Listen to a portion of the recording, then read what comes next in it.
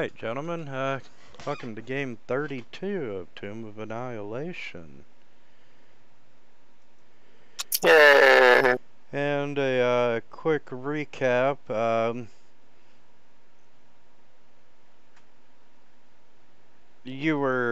Last session you started in Unk's tomb.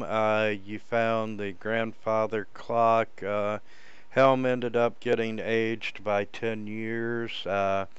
After that, you decided to go tackle the Beldrak, and as you were headed toward the Maze of Death, you realized that Azoth wasn't with you, and Azoth triggered the gargoyles, of which, it was a very long, unproductive battle before you all retreated and then decided to go deal once again with the Beldrak, with Azoth. And, you dealt with them, and that's where we finished the session.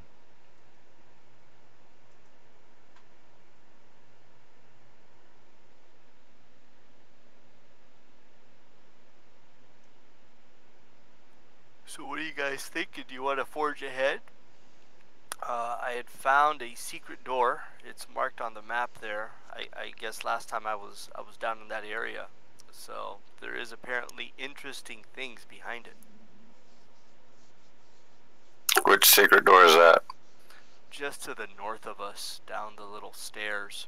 Okay, yep. How's everybody feeling? I think my character's doing okay.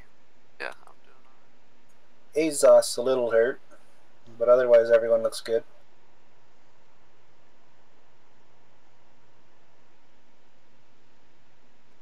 I'm good for it.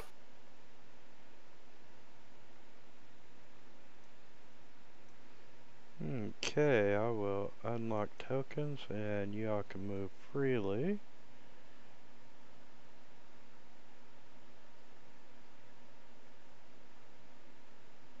Well, we know this door's good, so we know we're good most of the way down, so I'll make my way down to there. Alright, I'll join you. Okay, you do have the 6-foot-tall green devil face carved into the far end of the hallway. Its mouth is open. You see painted murals on the wall showing faceless humanoid figures doubled over in pain, clutching at their heads and ears.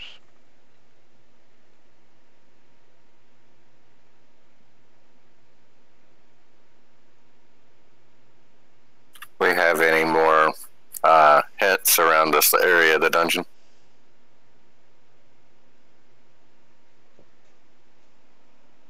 The only other place we haven't discovered or went through is that large door. Right, with the snake handles or whatever. Yes.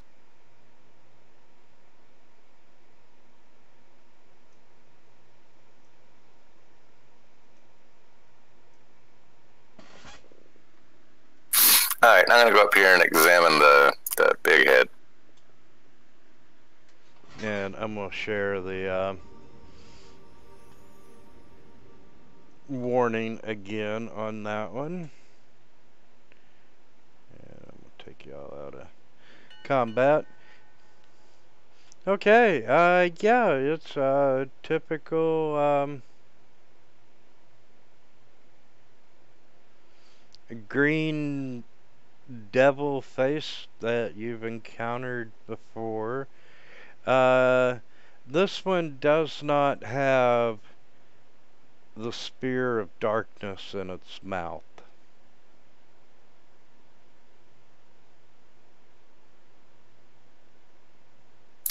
The army sleeps in silence. Plug its ears. Just thinking that or a silence spell. Does this big head have ears?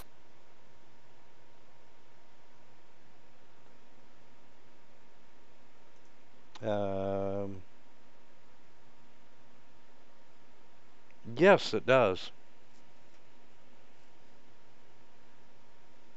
I'll cover the right one, you cover the left one.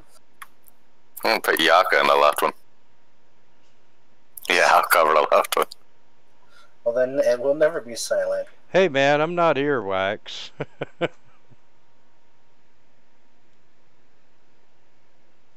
And you cover the ears and nothing happens.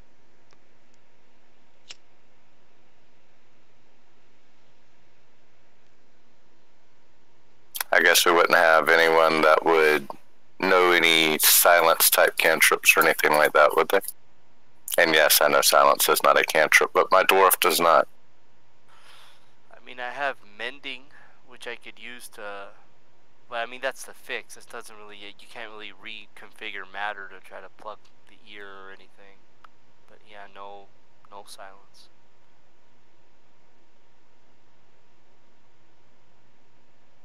I'm gonna take one of my torches and stick it in its mouth and see what happens. Okay, you can see a little movement coming out of the top of the devil's mouth, and you see the small lizard crawl out. I Oh. try to grab it.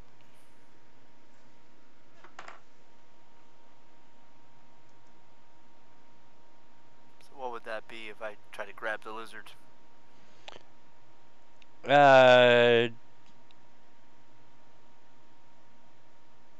Yeah, just make a touch attack.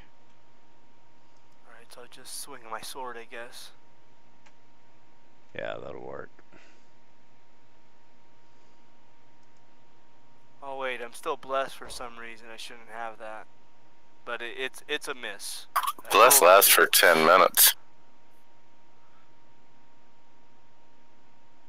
Oh, so it's a 14. Okay. Yeah, you managed to reach out and grab a hold of the lizard, and you're holding it up and you're looking at it, and it's just a normal lizard, except it starts speaking to you. It's not trying to sell us auto insurance, is it? What's an auto? Horse insurance, then. There we go. Yeah, we have great life insurance policies here. And let's see.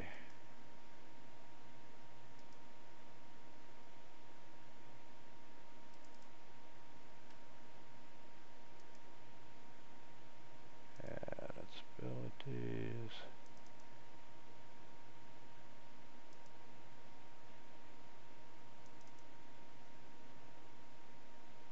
And it looks like no one can understand what the lizard is saying.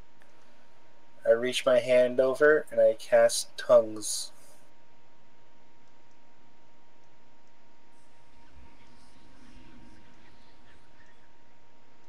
Hi guys, how are you? Oh god, it sounds like Yaka. Yeah, hey, it's nice to actually have someone that I can speak to for a change. And I'll ask him and I'll kind of just pick him up, look at him. So what exactly are you doing here? Oh, well, this is my home, I snuck in one day and it seemed like a really good place for a lizard to be, so I stayed. Do you know of any secret regarding this face? You mean my home? Yeah. Yeah, it's just a carving on the wall. I've never seen it do anything.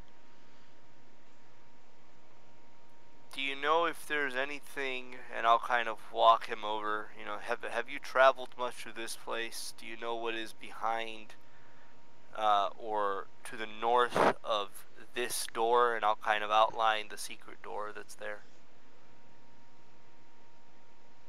No, I don't have a clue. You know, I just mainly go around looking for insects and any kind of food that I can find.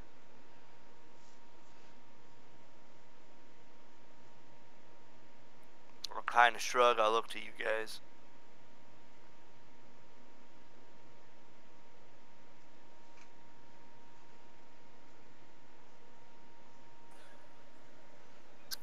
I don't got much to say. In my area, we eat lizards.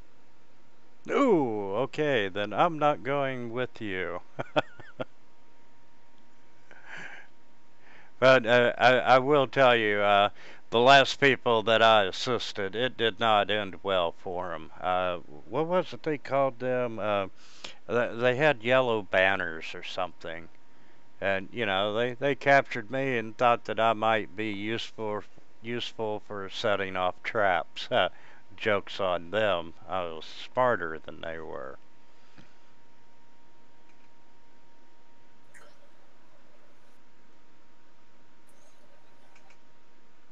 You know anything about these paintings? They look like they're in pain. No, I sure don't. You know, I'm just a lizard. I'm not an art critic.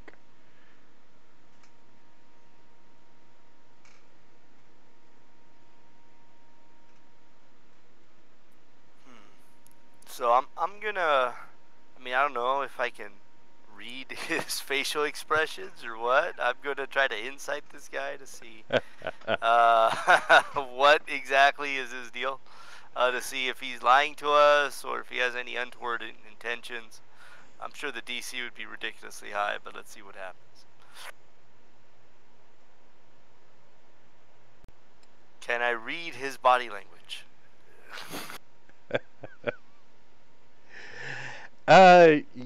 You're convinced that he's telling you the truth and really doesn't know anything at all. Okay, I'll say, all right, little guy. Thank you so much for your help. If you know of anything else, let me know. And I don't know if I have anything lizards eat in my pack, but if I have a little bit of jerky or something, I'll kind of give it to them and I'll set them down. Yeah, Here, let me hold him for a second. Well, go for it. The one that who wants to eat them. I just see a one of those stress toys that you squeeze and the eyes bulge out. Actually, no, I was going to bite his head off, but It's an intelligent speaking lizard, and you want to eat it. it looks like a Big Mac to me. That talks. And hell, I'd eat a talking Big Mac.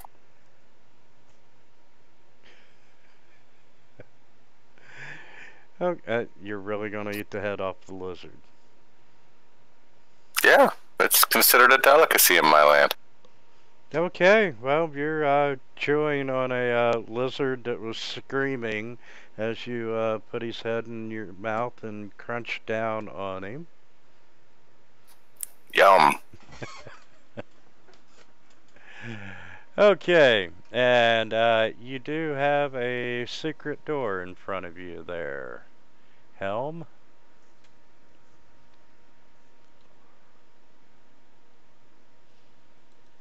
Can I see any way to open it?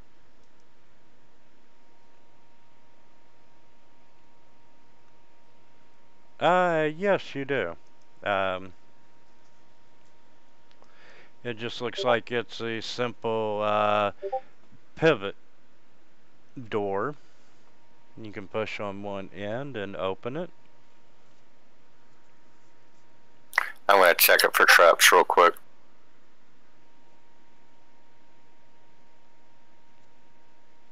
Alright, so do we want to go down the secret door path, or do we want to mess with the gargoyles first? I'm gonna take this moment and stick my head in the stone wall's mouth, see if there's anything inside. Inside the gargoyle, the devil face? Yes. Yeah, you just see a nice carving and a couple holes that you make out to be the lizard's home. X-home. It has recently become vacant. X-home, correct. You see a cockroach come over and he's nailing up a little for sale sign. Actually, I figured it'd be a shrine to Torgus for, you know, saving him and his clan. Not yet.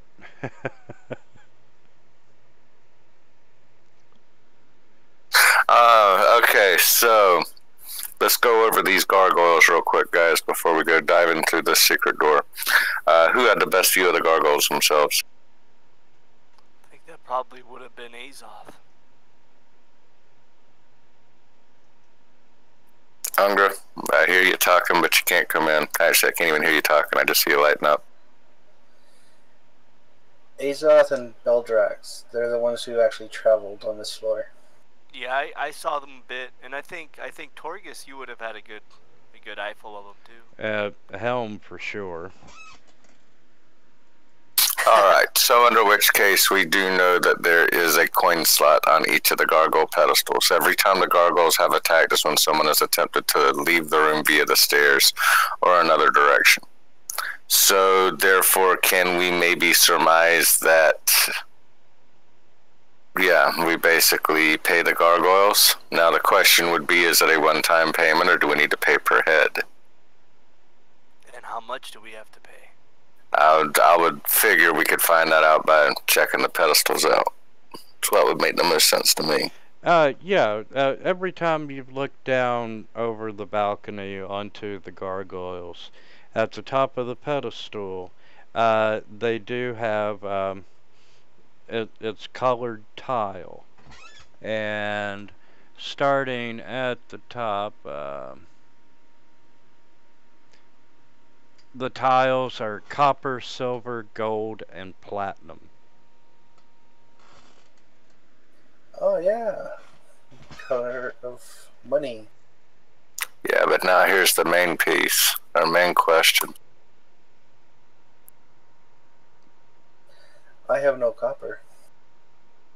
And we have 29 platinum. We have no copper in the party sheet, unless any of us are carrying a copper.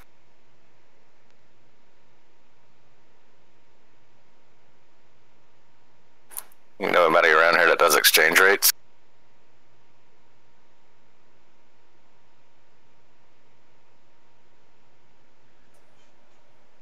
Let's see,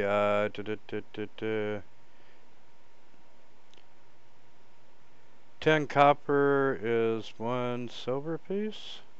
Yeah.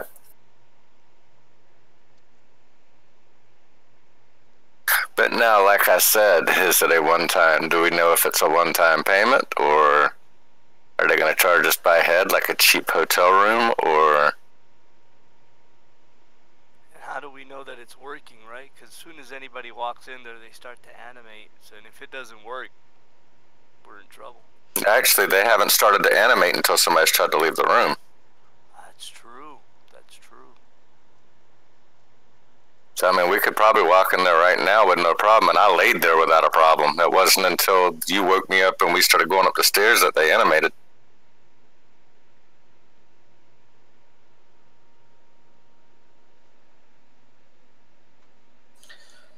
If worst comes to worst, as I mentioned last time, because I don't know if we can handle these guys just ourselves, but if worst comes to worst, I could turn one of you guys into a big dinosaur.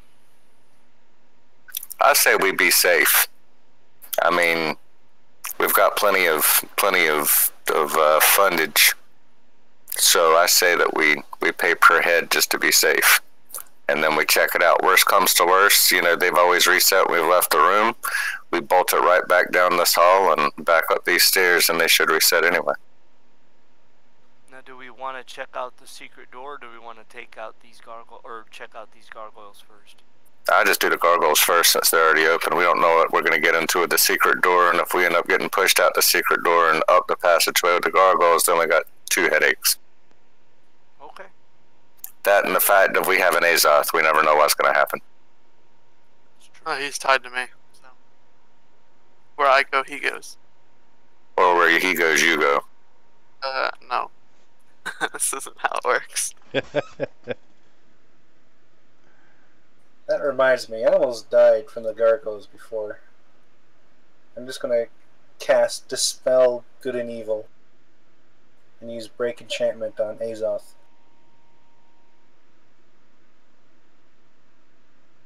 No, we can't hear you, Azoth.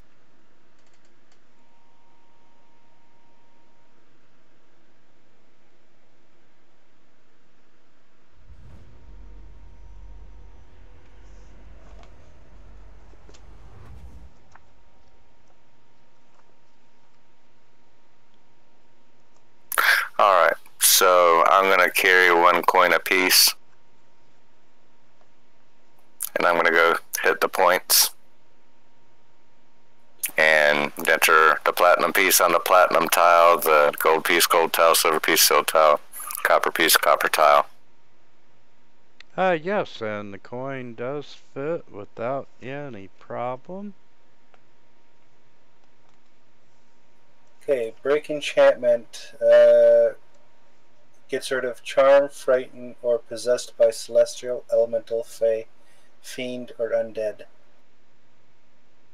I hope it did something.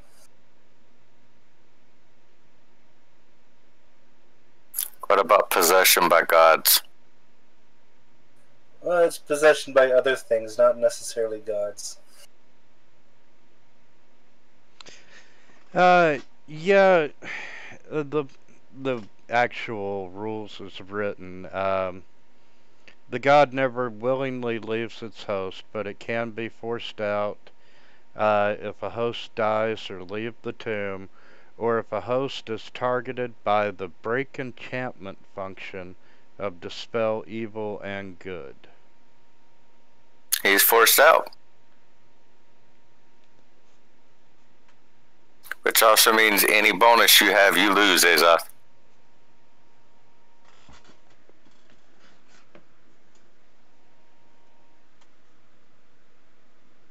And reshare the card.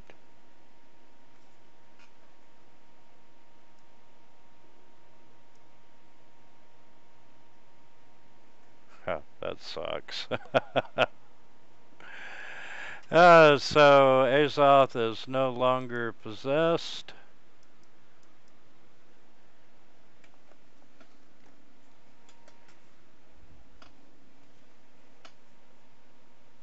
Is his audio broken?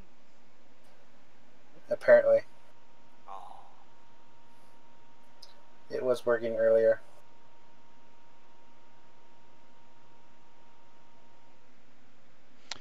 Try disconnecting and reconnecting to Discord. Try unmuting your microphone. I'm just messing with you.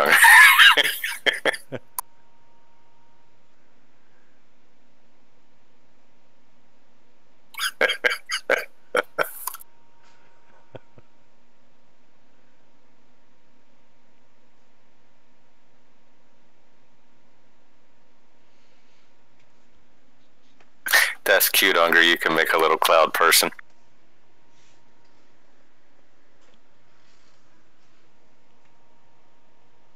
Okay.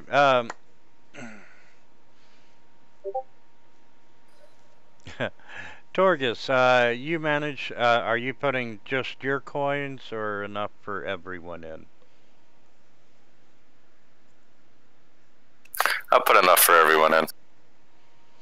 Okay, and nothing's happening. Alright, guys, get yourself into a safe situation because if the shit hits the fan, I can get out of here in a hurry. And I'm going to attempt to leave the room. Okay, and nothing's happening. Fantastic. I'm going to go back down again. So what's in this pit? I'm gonna look over the pit. Okay, As well. you see a 10-foot wide and 15-foot deep shaft. And where does that drop you?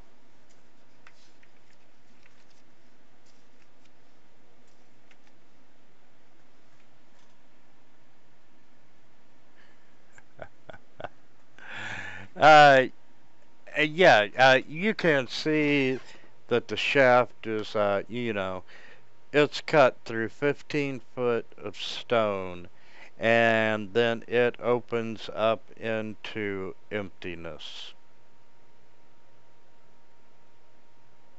Alright, we can come back and check out this pit after we finish this area. Worst comes to worst, we can always ask Yaka to go check it out. Or throw Azoth down there. Plus, we've got a few ropes if we need to climb down. But we can do that secret door now. I think it's safe to say we can enter and leave this room.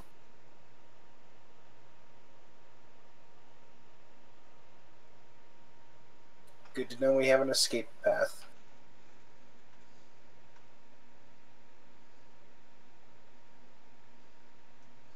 Okay.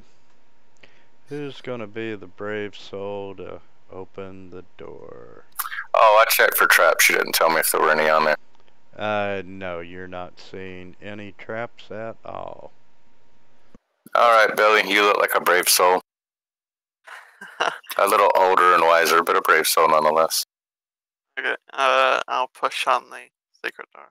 Oh, and you can probably unchain Azoth. Okay, well, before I open the door, I'll slice through the rope and push it open. I thought it was a chain. That was a rope. I don't have any chains. Okay, as you push the door open, you feel waves of heat blasting out of this very small room. And Oh, looks like we found a sauna. Wonder if it can melt gold.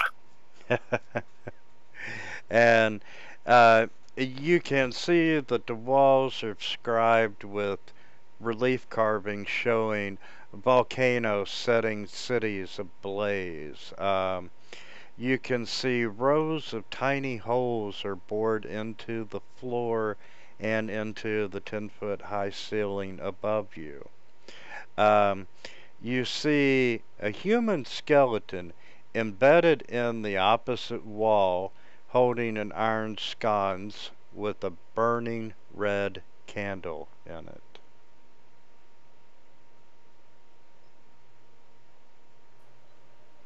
Think this could be related to death to fire, dine or drown, precious air, and falling sand? He's definitely death to fire.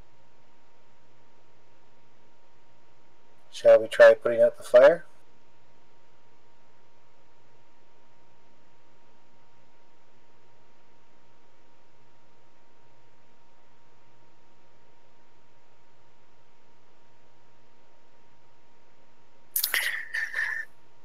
It can't hurt. I'm just not sure how we're going to. If it's magic, I would dispel magic. If it works.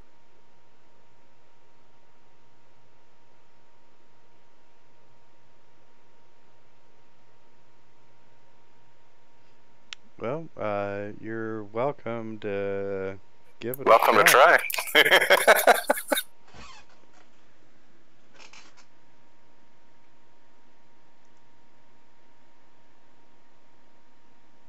Are you going to cast a spell magic, son? I'd prefer to save my spell slots, but if the group wants me to, I can. I'm gonna nudge Helm. Why don't you see if you can pull the torch down? This would be a great time for Mage Hand. See if we can grab that sconce, or that, that sconce he's holding. I have Mage Hand, due to the lantern I'm carrying. Well, see if you can Mage Hand that sconce out. Maybe it'll, do something. Like Okay. turn the fire off. I'll try to Mage Hand the sconce off the skeleton. Okay, you mage hand, you cast a mage hand, and the hand appears out in the hallway, and you direct it into the room headed toward the candle. But the minute the mage hand enters the room, it disintegrates into nothingness. Okay, that's bad. Well, good thing we didn't walk in there. I see some, like, in that other room with the gargoyles, I see some, like, busted up wood. Could I grab a piece of wood long enough that I could hold on one side of the door and poke at the other side with, of the sconce there? Could always just see if Yaka would go get it for us. I mean, supposedly he's immune to damage. Yaka's like, you know, I might be immune to damage, but I'm not going to press my luck, you know. That's a real guy embedded in that wall in there. I ain't doing it. For all you know, that was your body. The guy's got a head. Maybe somebody just put a fake head up there. He goes over to Beldrak and says, how do you put up with him? He just met me.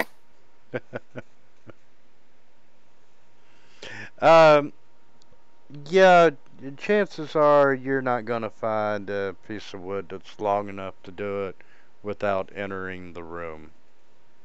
Right, right. And, you know, really, if you guys want to roll an insight check to see if you think you might have know what happened to the hand.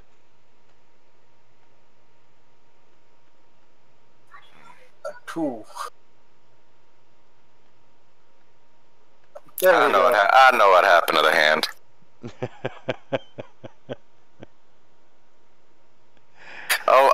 Always trust these dwarven arcanist masters that my clan are. You all think that there's probably an anti-magic field in play.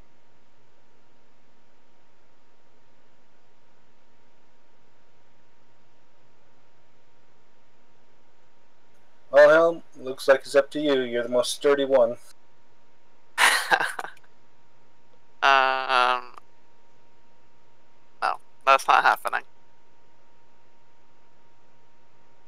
Not happening. I'd much rather keep my body intact. And, you know, Yaka flies into the room and he's like, come on, guys, I'm not touching the candle, but nothing's happening.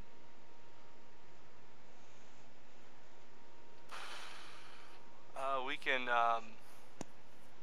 try to lasso it off, I guess, if we don't want to touch it ourselves. And Azoth, as you move into the room, you do not disintegrate. Nothing happens to you. Does all his magic stuff become not magic? Yes, all of his magic stuff is not magic.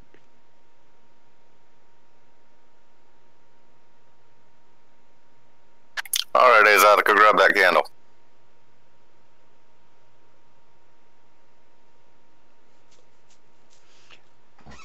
Okay, as you step up and start to reach for the candle, molten lava begins pouring from the tiny holes in the ceiling. And it rains down and it starts to drain away through the holes in the floor. I need you to make a dexterity saving throw, please.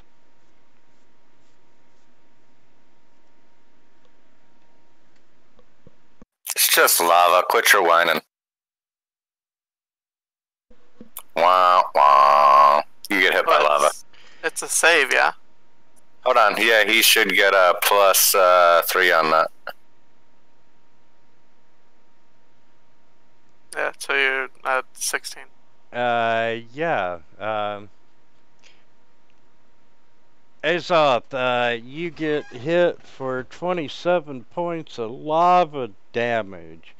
And the lava is still coming down, but you do have a hold of the candle. Alright, let's get out of here. Come on, run my direction. We can leave Yaka in there. How much damage is Yaka taking? Yaka's like, the fire just really polishes my gold, and it's hitting him, and it's just rolling right off of him, and you see no damage. Hold on a second. Wait a second. Yaka's magical, isn't he? Anti-magic sphere takes away all magic. You got a point. Yaka's laying on the floor.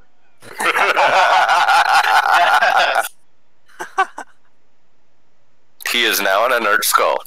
Melty inert skull at this point. Okay, do we get 1,000,000 XP for getting rid of Yaka? No, you don't. I thought that was the secret of this game. The Tomb of Yaka. However, due to paying the gargoyles and XP, and they're not on the list. It's a nice tan you got there, Azoth. Oh, I mean burns.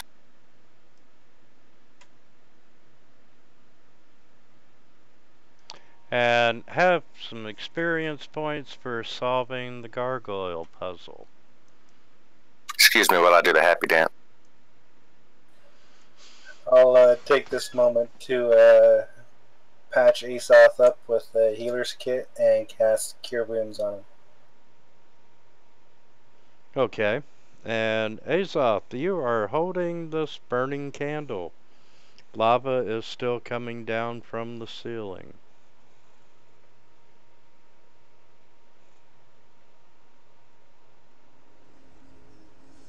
Okay, so are we done with this room, guys?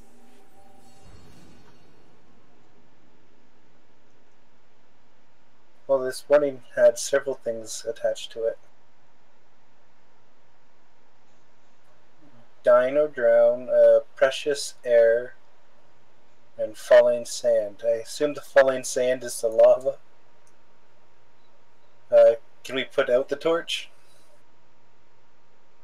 What if we need it for something?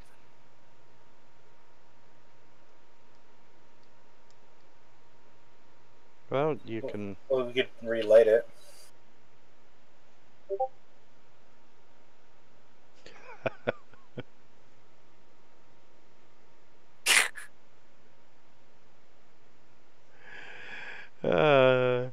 Okay,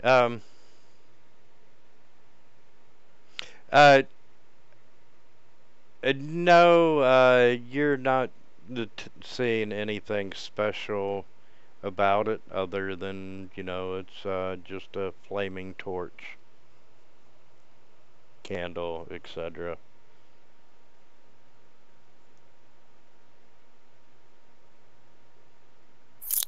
From here, looking through the lava, do we notice anything else about the skeleton?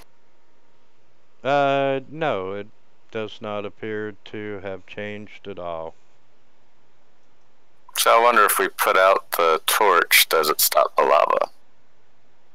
That may reanimate Yaka. Ooh, good point. Yeah, let's Well, leave the torch it's on. it's it's an anti-magic field, isn't it?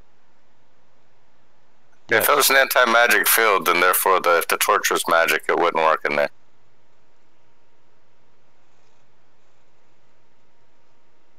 And that and the fact of even if the Yaka came back right now, he'd be half the Yaka he used to be.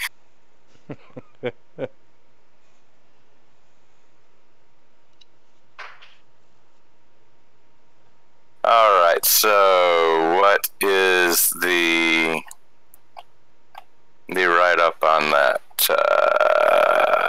Death to fire.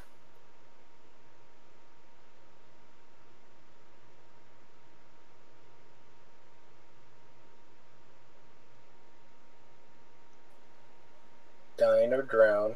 Yeah, I'm wondering if somebody actually has to die in there. Somebody has. Somebody did die in there. A melted Yaka. Well, and the skeleton, but I mean. Where would dine or drown come into effect, though?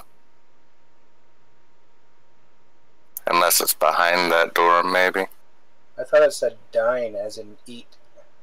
Yeah, dine or drown, D-I-N-E. Does someone have to eat the fire?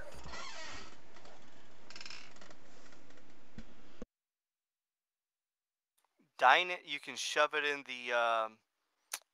the mouth that decapitated. Shoot, I forgot the character's name already. But you can put it in the sphere of annihilation. Or drown it in the water. Well, I agree with Azoth. Might as well try this devil face next to us. Yeah, I'd say try the devil face instead of the sphere of annihilation. You go sticking it into the sphere of annihilation, next thing you know, we only got half a sconce.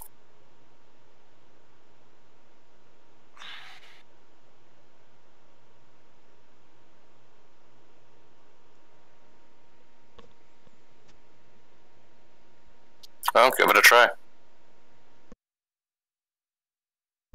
Are you?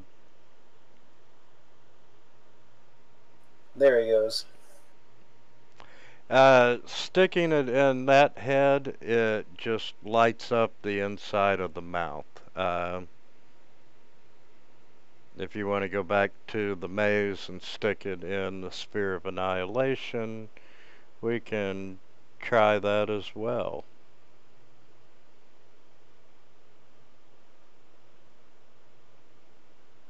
The sphere of annihilation's got to be for something. I would assume it's for removing your own arm so we can get out of the room. Yeah, that's true.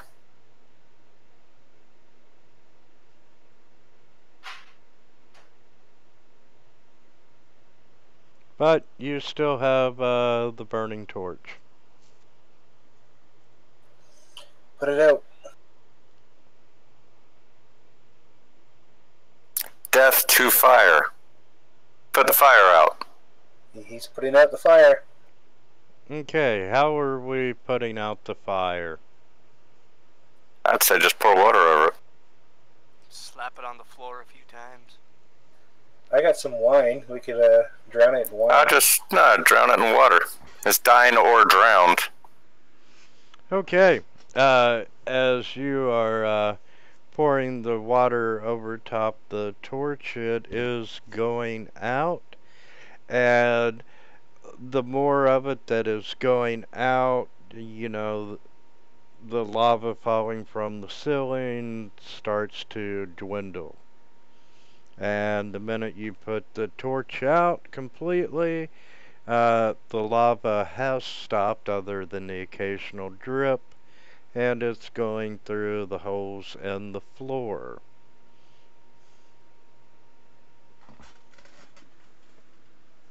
Okay, just because I have to do it. I'm going to step in here now that the lava stopped, and I'm going to step on Yaka's head. As you go to step on Yaka's head, Yaka slides out of the way.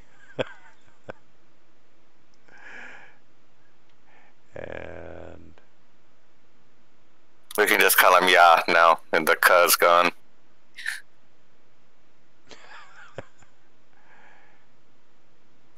Yaka, you were quite the hot stuff in there. Ha ha, that ain't that damn funny. You know, come on, you could come up with something a little better. You know, there's other diet plans that'll help you lose weight easier.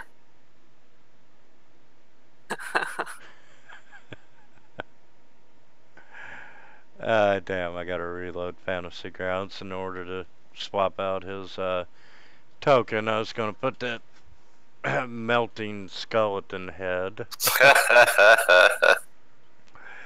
I'm gonna have to make a note. Change Yaka's token.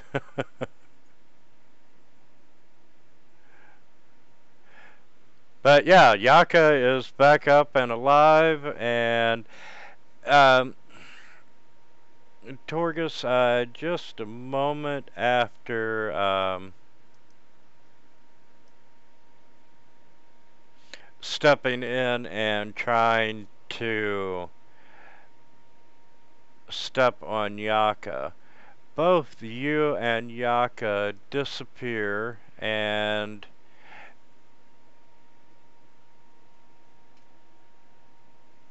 What is it with this tomb teleporting my characters?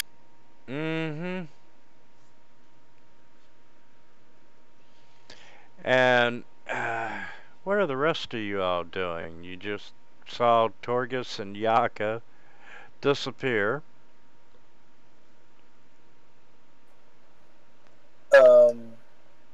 Does anyone know where they went? Did we see them wink out of existence as we were kind of looking there? Yeah, you know, you saw him go over and try to step on Yaka, and Yaka slid out of the way, and then they just poof, vanished. Beldrak, you have a connection to Yaka. Do you know of anything? I mean, I guess you can call it a connection. He just kind of hangs around me, so I'm not sure how he did that. I think Yaka talk. I'm gonna cast Mage Hand again and stick it into the room. Okay, you stick Mage Hand in, and your hand is in the middle of the room. Well, it looks safe. Who wants to test it? Azoth, as you step into the room, everyone sees you disappear.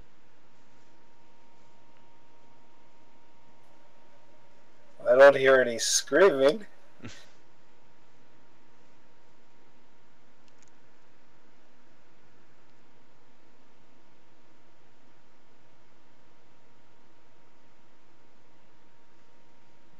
Would anyone else like to step into the room? I keep nudging Helm to give it a try.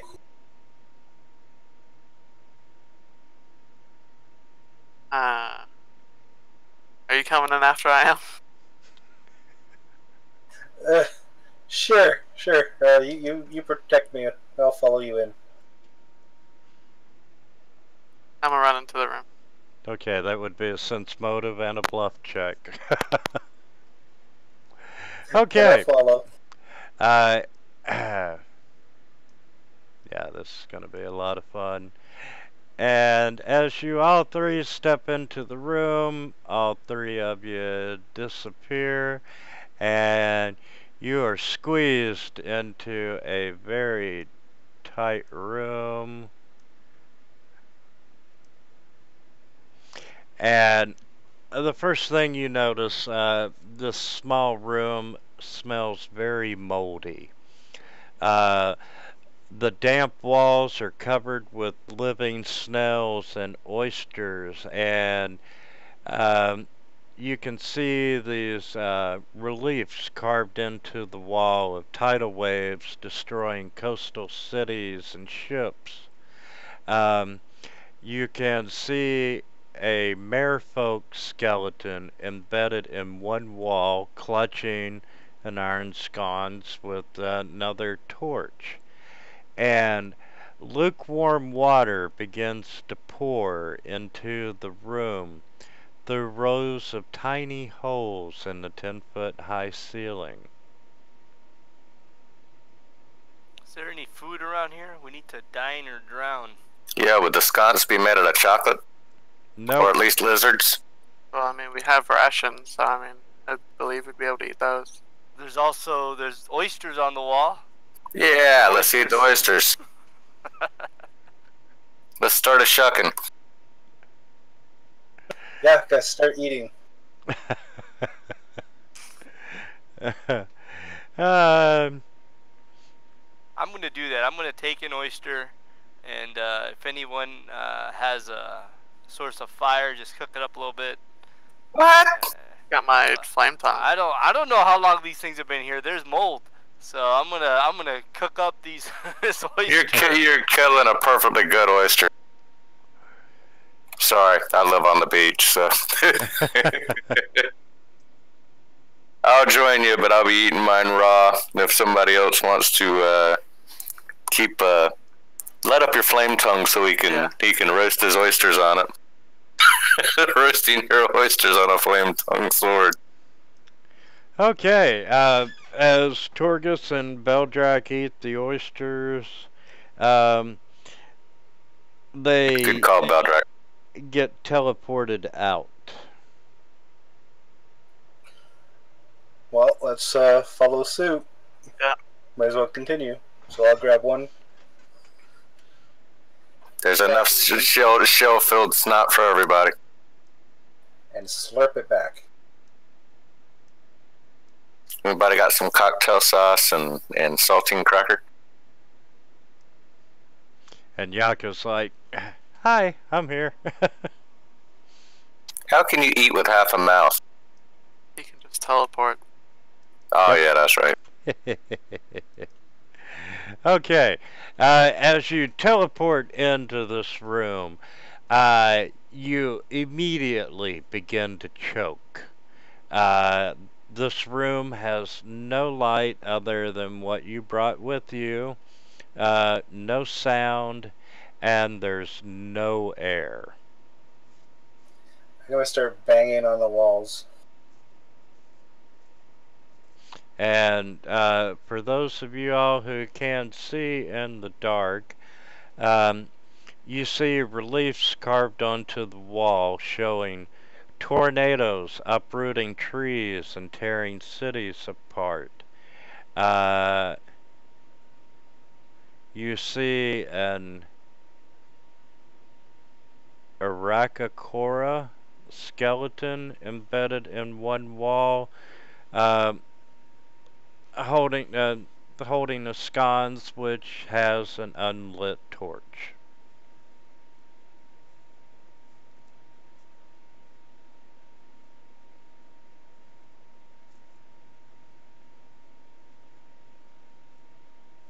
Precious air.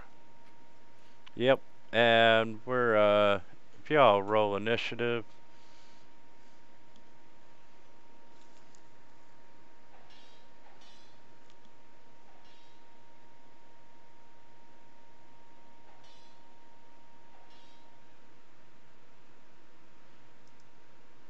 Okay, Azoth, you are up first, sir. You are suffocating. I like that torch.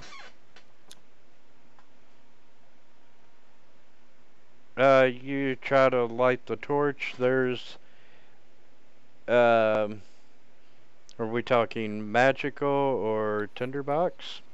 Well, I'm just advising because I can't go right now. But I'm gonna yell flame tongue. Or as much as I can, I'll point towards the sword.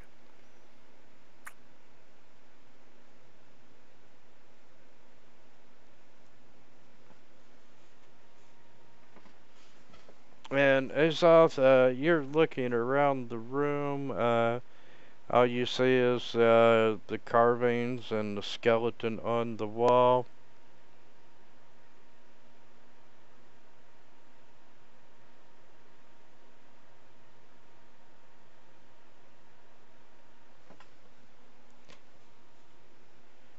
And we'll go to Torgus.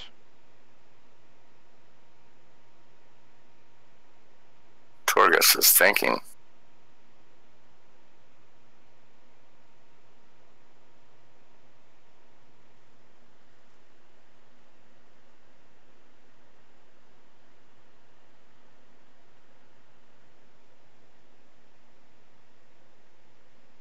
Is that all you want to do this round?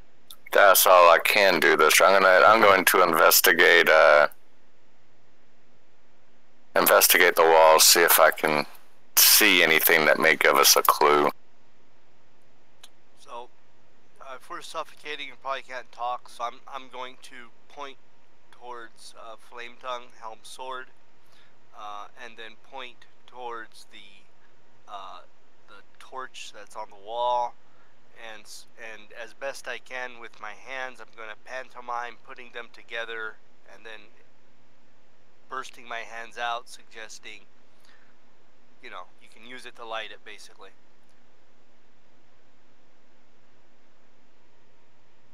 Okay, well, I'm gonna activate my flame tongue and hold it by the torch.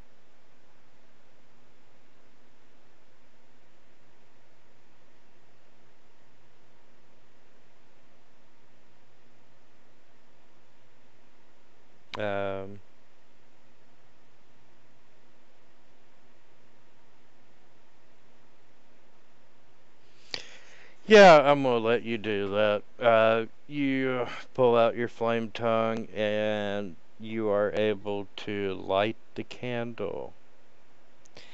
And the minute that the candle does light,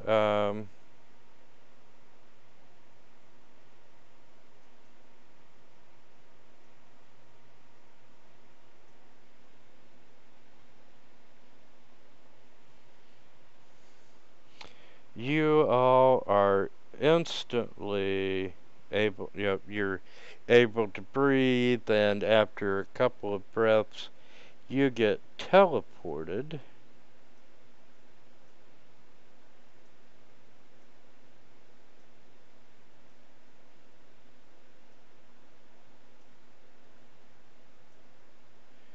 into another room.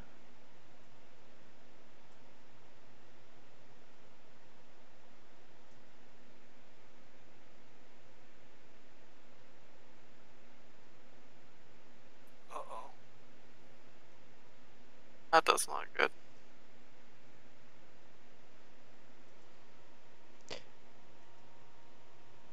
Okay,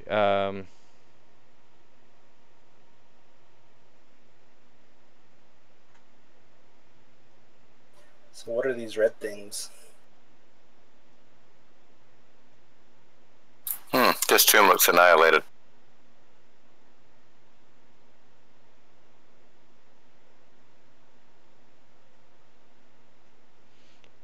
and you appear on, you're standing upon this, on top of a teleportation ruin.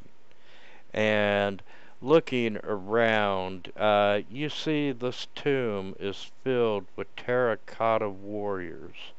And they're kneeling in neat ranks around this polished wooden coffin. And between the warriors, you see these 4 aisles scattered with broken pottery leading up to the coffin. And you can see on the coffin lid that there is a painted leopard, or there's a painted lid showing a leopard with serpents sprouting from its shoulders.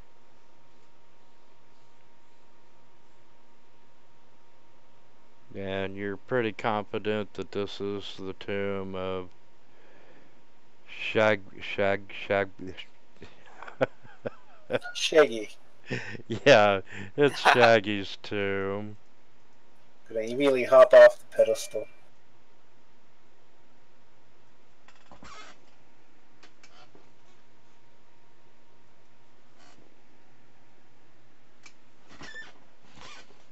Okay. Shagambi? Yeah, thank you. And let's see. Wasn't him.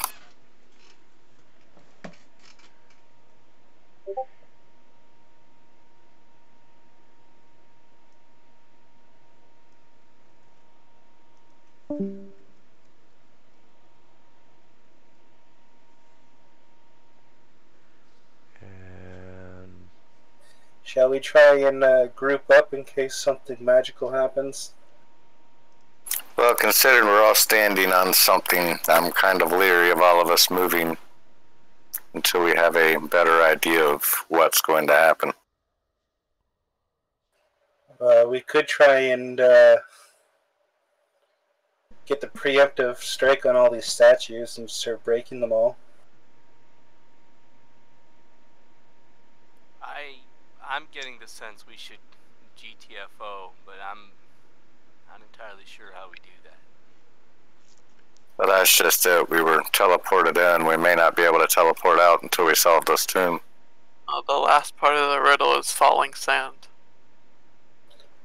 Well, statues are kind of made out of hard sand. So is glass.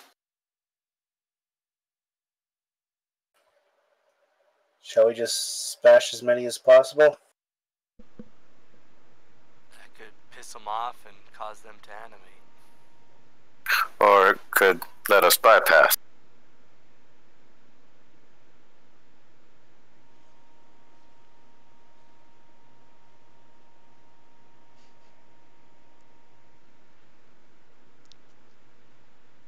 Either way, we gotta wait till Unger gets back anyway.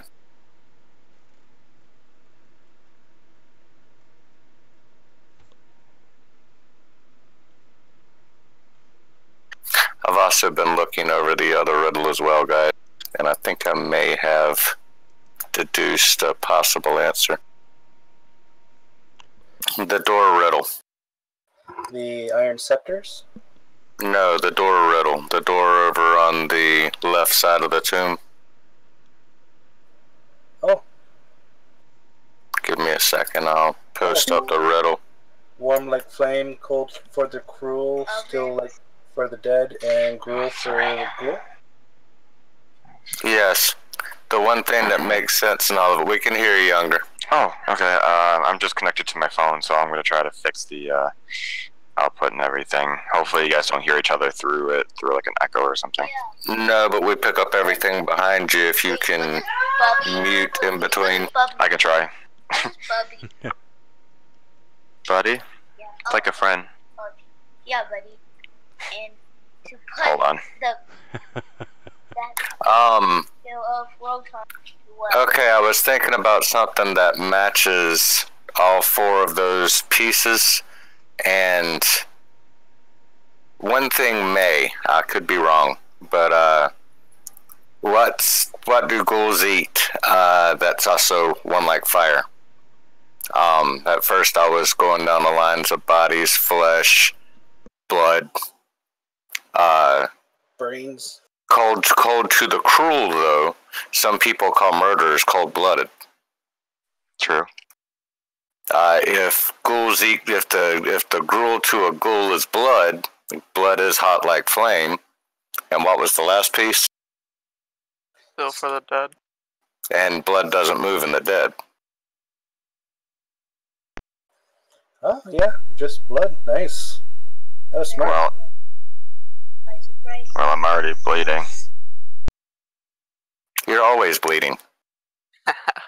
You're like a variable civil blood. I don't understand how I'm always bleeding every step of the way. Alright, I'm gonna cast Spiritual Weapon. So I think we're about to fight something. Spiritual weapon doesn't cost a spell slot? Yeah, it does. It only lasts like a minute, right? Oh wait, no, I can't. That's second level, and I don't want to high cast it.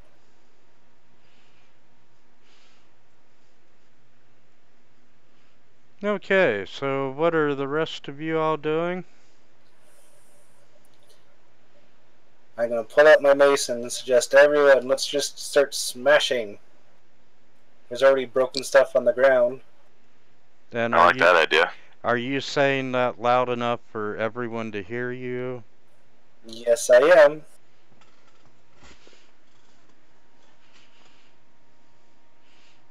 Okay, as you're telling the group that, all of the Terracotta Warriors turn their heads to face you, and as one, they pull their swords out a few inches out of their scabbards. and they stop. Alright, I am, they're all looking at him, right? Yes, sir. I'm going stealth. Since they reacted to noise, I'm going to try to be as quiet as possible and see if I can sneak through this.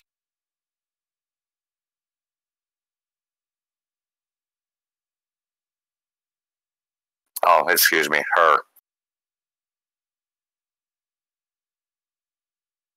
Now, yes, I know if I didn't make it, but I should know in about a step or two. Yes, and where you're headed that way. And,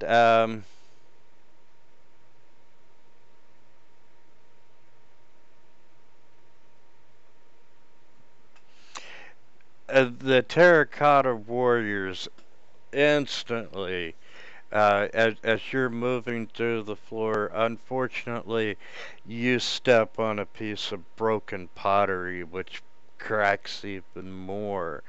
And in the stillness of this tomb, it's just echoing off the walls, and all of the Terracotta Warriors instantly turn to face you. And I slashed the one in front of me. they are pulling their swords the rest of the way out, and gentlemen, it's time to roll for initiative. Oh boy.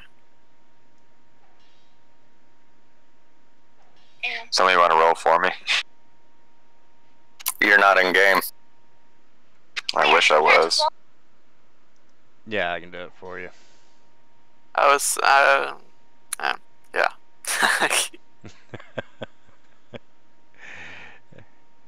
Okay, Hey, same initiative. there's definitely going to be a Fantasy Grounds lag here for just a minute while the combat tracker loads. I think I still have bless on me. It should have probably run out by this point. I'll remove the bless. If it doesn't lag. It's lagging. But I think we were meant to be quiet in that.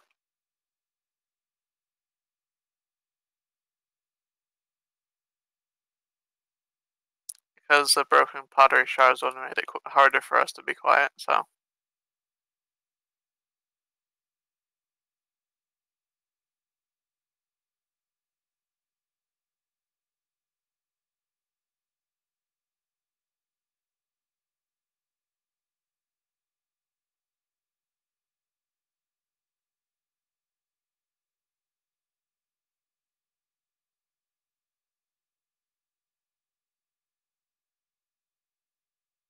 Hope nobody dies.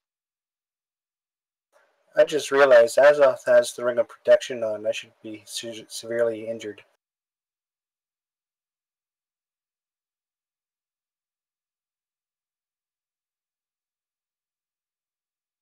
Why should you be injured? I have that warding spell on. I should have taken half your damage. The ring of protection is an item. Oh, sorry, it was Helm. Yeah, I didn't take any damage. I have to put that back on Helm now. Paavo number 34 takes a swing at you and misses. Darn, I thought I would have got a jump on him.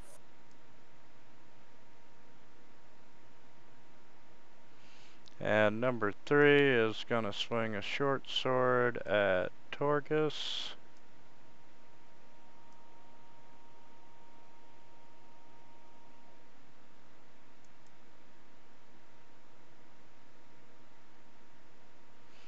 Uh, 40 is going to try Beldrak.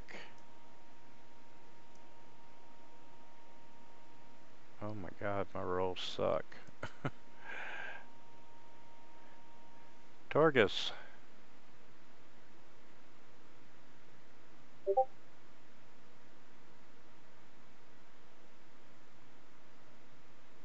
Just figuring out where to move to.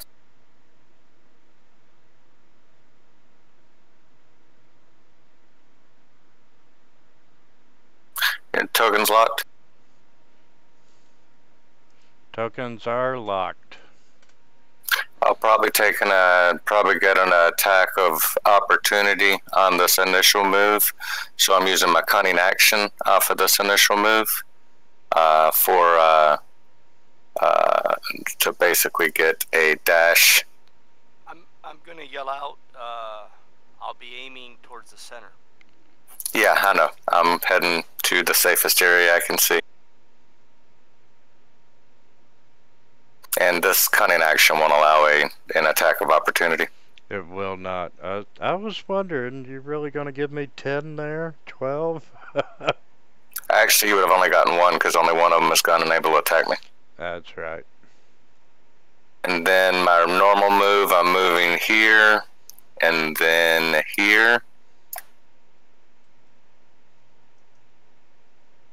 And I'm targeting number 16. And I am attacking him with my crossbow. Just FYI, the cunning action, it doesn't give you extra movement. It just allows your movement not to draw attacks of opportunity.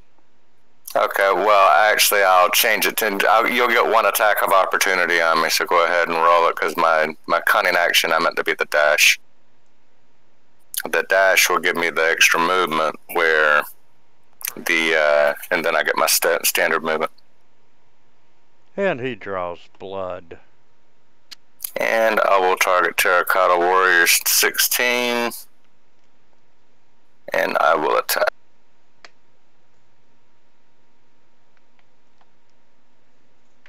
I missed with my first attack.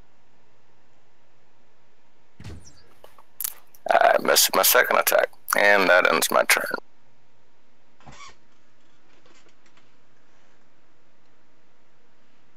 Okay, number 10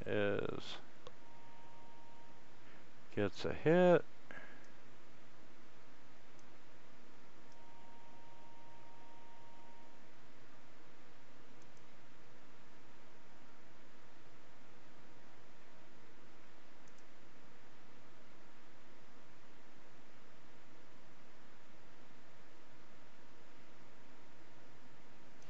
And he's gonna come down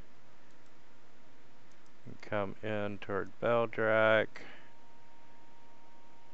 Gets a hit. I'll do a shield. So that'll cancel out that damage. Best ability in the game. By far. No kidding. You still owe him 3 more hit points.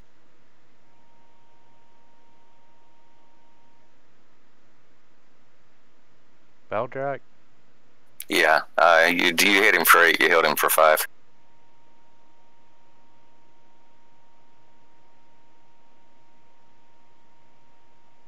Oh, wow.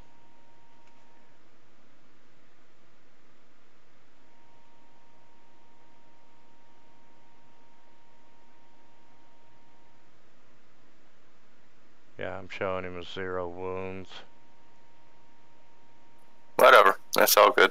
Unless he had some temp hit points for some reason. I think I might have only taken 5 damage. So, or no, I didn't have 10 hit points. So no, yeah, if I was hit for 8, I should have had 8 wounds. That's weird. Yeah, you've got no wounds. Okay.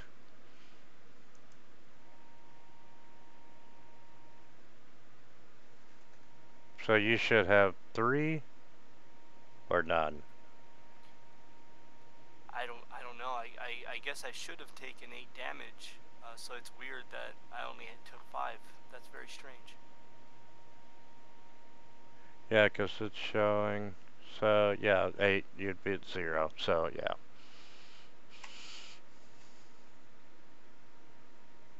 And 59.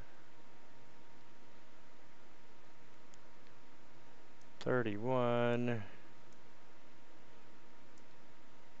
It's gonna come down. And I'm gonna slide you guys onto real squares.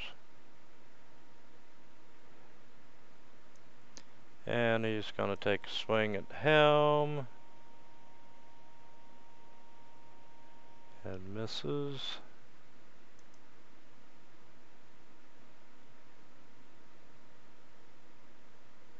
20's gonna stay. 16 is gonna swing at Torgus.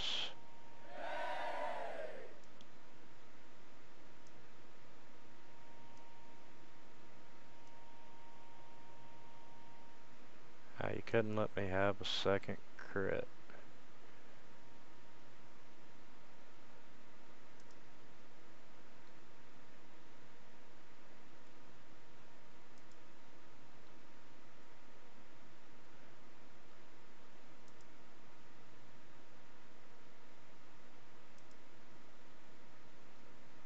Actually, I'm gonna go ahead and give myself that effect, the shield effect. Actually, it's actually already automated. Pretty cool. He's gonna come down, make a swing at Paavo.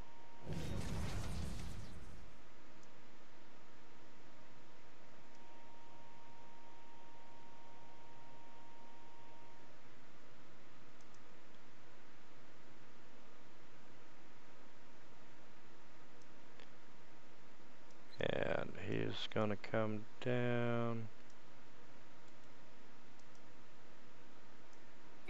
I just loaded it back up, and now I don't know what I'm looking at.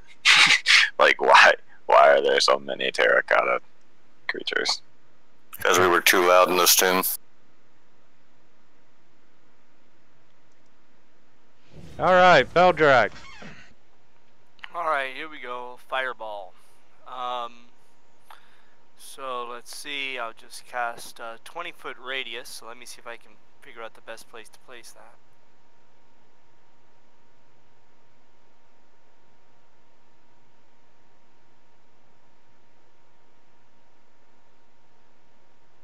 How do I get a circular... I think it's control. Yeah, control and both mouse buttons. Yep.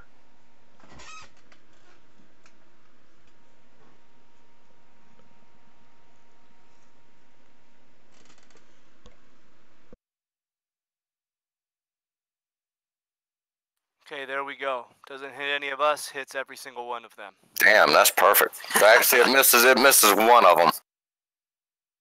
Yeah, well, it's still pretty good.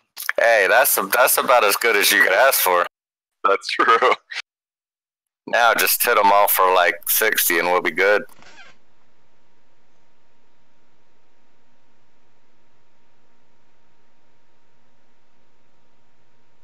Oh god. You can hit the target all button up top and just untarget the very bottom. Okay, cool. Where's the target all button? It's not my turn. I think it's the very last one, target enemy unit. Yeah, it's the one with the little mask. Oh, I thought it looked like a roller skate personally, but I don't see a mask. Where is this? Is this it should be at left of the map. top left of the map. There should be some gray buttons. Might want to clear your targets first, then click it. I think clear your targets is it's the aim with the slash through it. Okay. Hold on. Sorry, it's lagging me a little bit. I think it's a lot of targets. Alright, right now you still have Terracotta 10, 7, and Zay targeted. Okay, now I think we should be good. I'm still seeing Terracotta 7, 10, and Zay targeted for you. No, I just untargeted. What Yeah, the hell? it's catching up.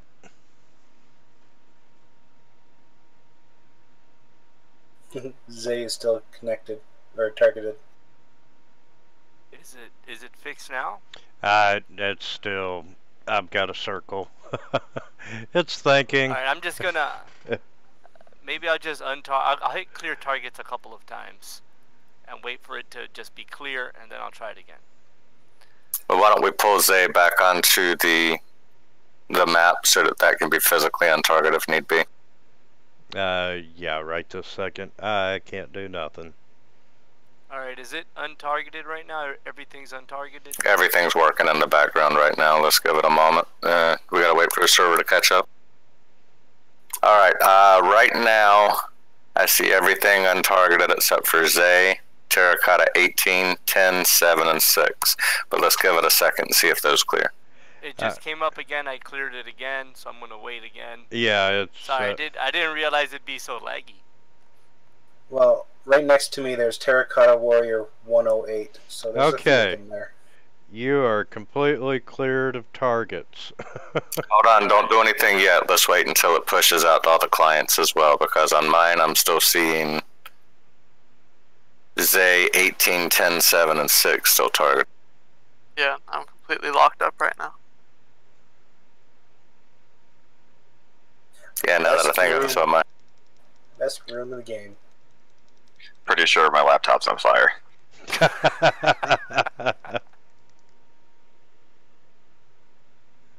Oh man, it's totally locked up. Alright, I'm gonna share a picture of the server right now.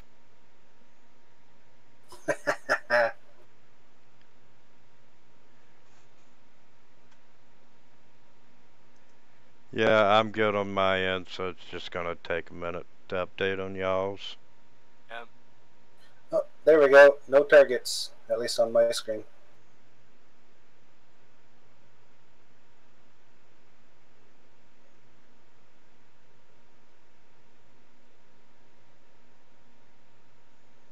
This is Winter's server right here going in the Discord. Alright, I think we're clear. Should I try it one more time? That looks about right. We're clear on my end.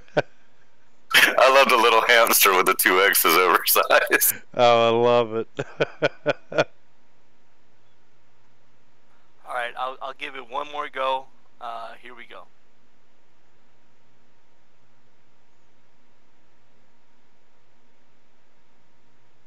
Now just waiting for it has to roll out the damage. Yep, circling again, so... Everybody just be patient. I don't Fantasy Grounds really likes targeting 30 things. I'm surprised the whole server doesn't just shut down from trying to deal damage to each and every one of them. Okay, and it's There's pushing 50 out of the them. update to you all now.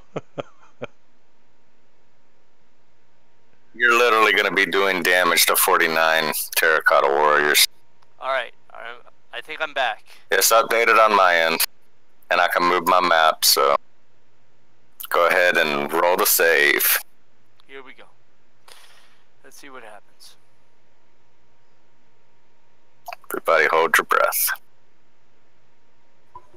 Yeah, I just gave up.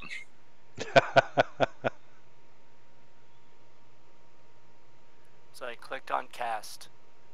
Alright, looks like one of them saved.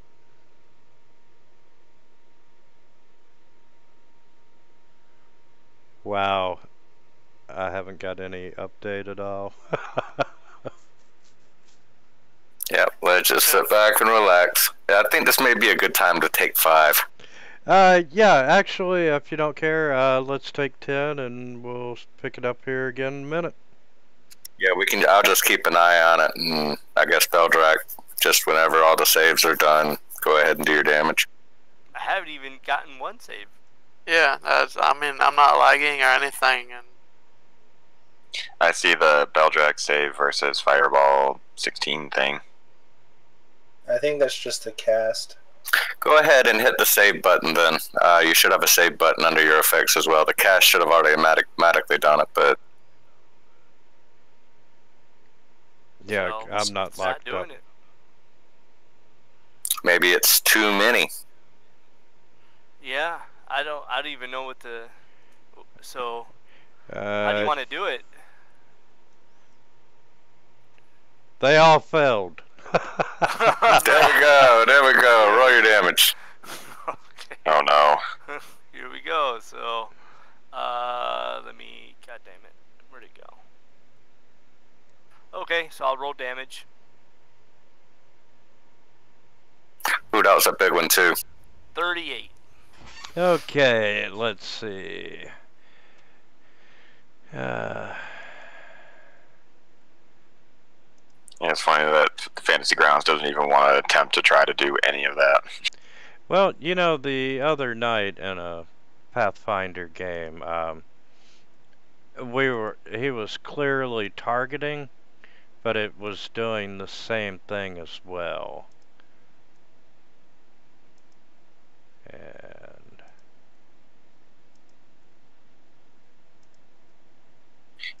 Terracotta Warrior 36 wouldn't have been hit. Yeah, he was the only one that was missed. remind me about him here in just a second. No problem. One, Terracotta 36 wouldn't have been hit. I waited a second. Uh-huh.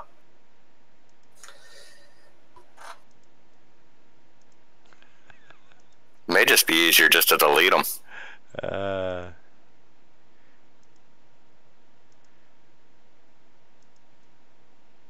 Unfortunately, they've all got varying hit points.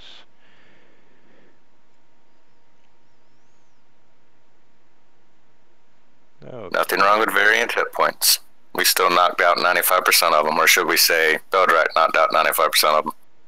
Oh, shit. Let me know when, and I'll untarget. I know that's going to cause a problem, so... just let me know actually, I'll just delete them so we don't have to worry about it. And...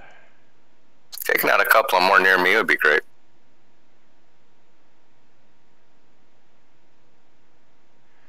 Okay. Impressive fireball, Warlock. That's all of them. You just need to bring the one next to me, 36, back to life. Yeah, that was a very good roll. 36. Yeah, it's what we needed, because I was about to poop myself. And I can't swing that hard. And there's nothing more disgraceful than a dwarf pooping himself in battle. Unless, of course, it's on our sworn enemy, in which case it's very honorable. And the space between the bottom of a dwarf and the ground is not very far, so... We don't even have to squat and teabag. We do that naturally.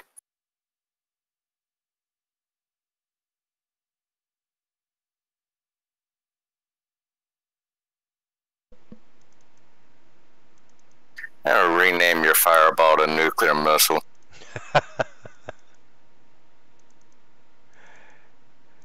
Yeah, I wish now I hadn't turned off the extension, deleted all of them with 0 hit points. Okay, that's what's left, and guys, if you don't care, let's take 10 minutes here. Yeah, let's do it. Sounds good. Alright, see you shortly.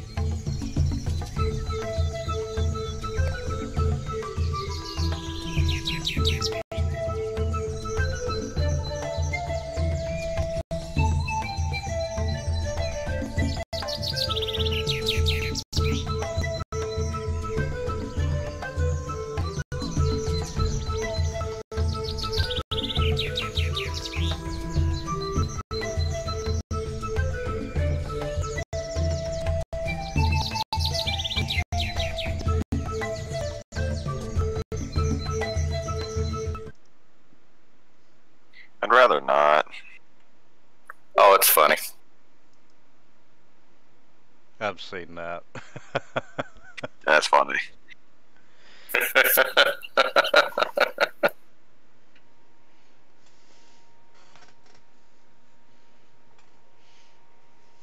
So that's why elves go crazy over orcs.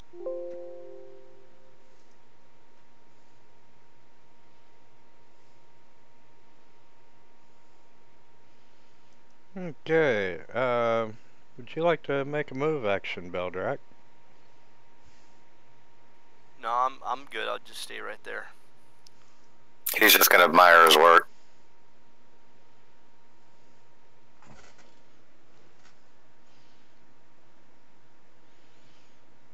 And yeah, he's gonna move up and come down and take a swing at Beldrak. Nope.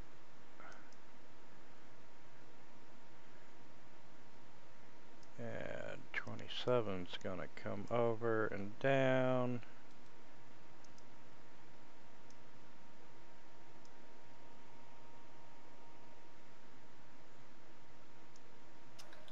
I see how it is. I get all the men.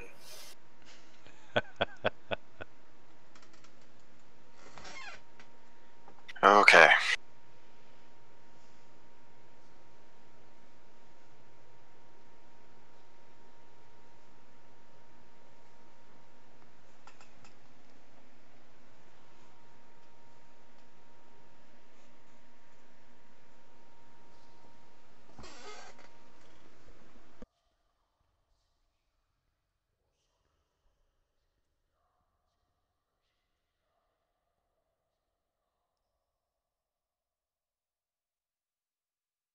Gonna move right there.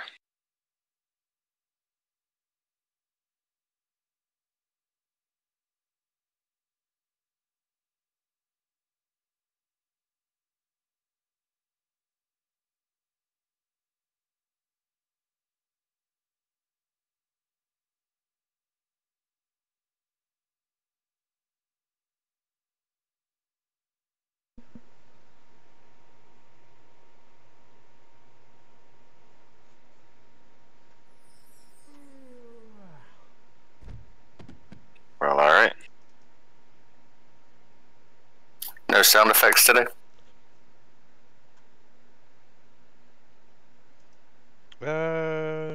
Seems like they should went out. It's not a biggie.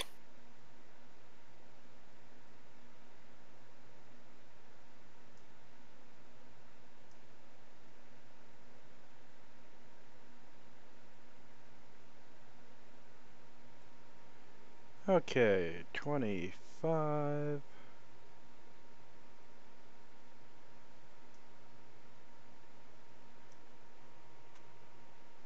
This is Beldrak.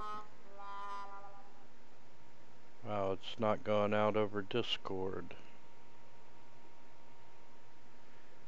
Got a hit. That's weird. I should have AC at 25.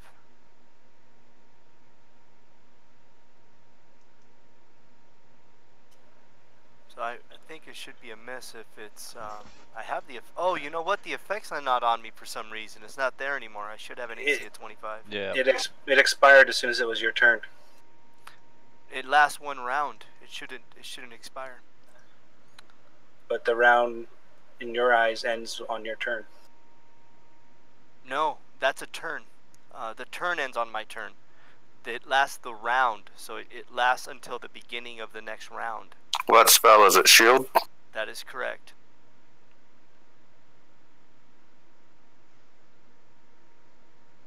So duration 1 round, so it lasts until the initiative order restarts.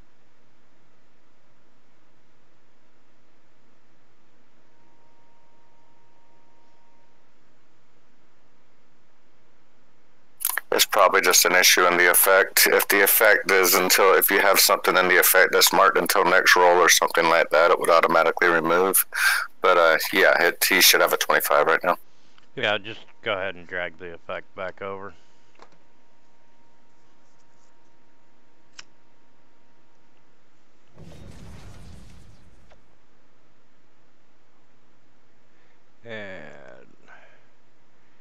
Yaka.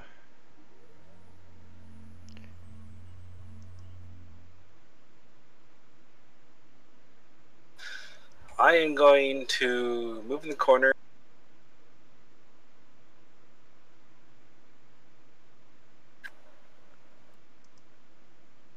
That's 2 attacks of opportunity. Yeah. Oh, yeah.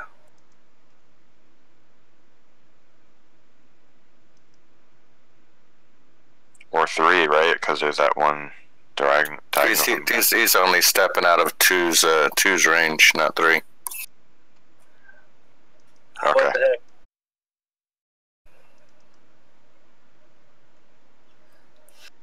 So what you're gonna do? Why am I alone with all these guys? Remember, What- the what- ones north of you are injured. And why do you think I hightailed it over to where I had some backup? I am going to cast Bane on 3 of these guys.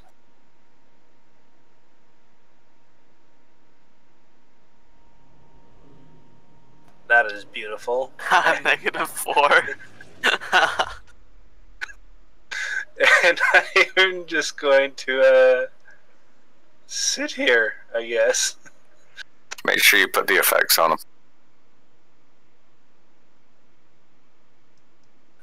Alright, that's my turn. As I scream, save me! Okay, 57. You just killed his buddy. And he ain't gonna do shit about it. That's right. Paavo needs some help.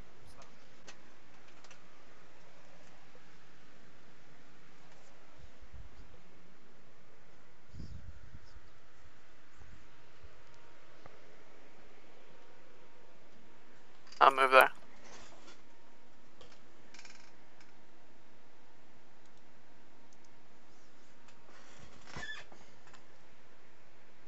And I'll swing at 24.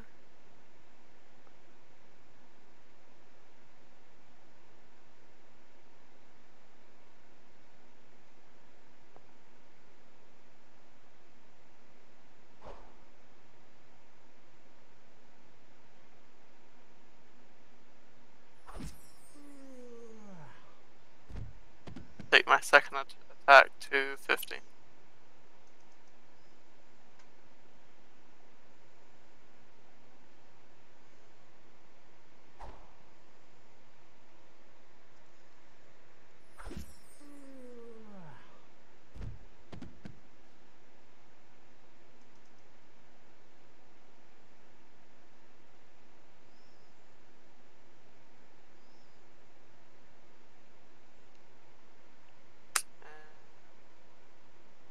And then my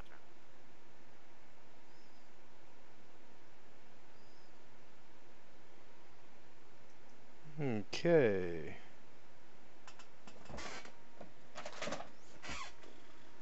And 76.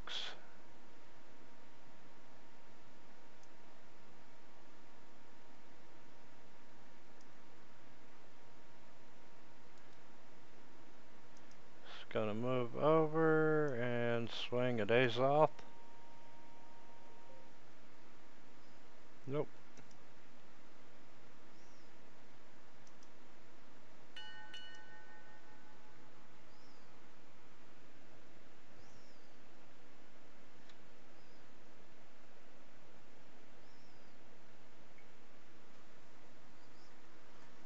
I'll take the shield effect off since we're in a new round. And 41. It's gonna swing at the helm. That's interesting. It moved helm. Well, now I said I was going to move Yeah, there. they did an extra 5-foot step at the end of the fight, or another round.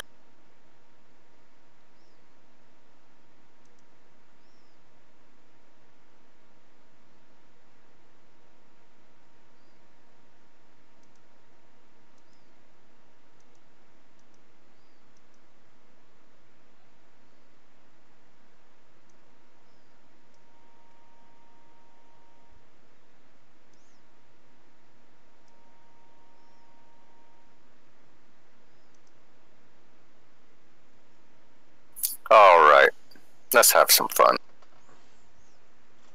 I target 36 down here. Casting at 2nd level. Let me just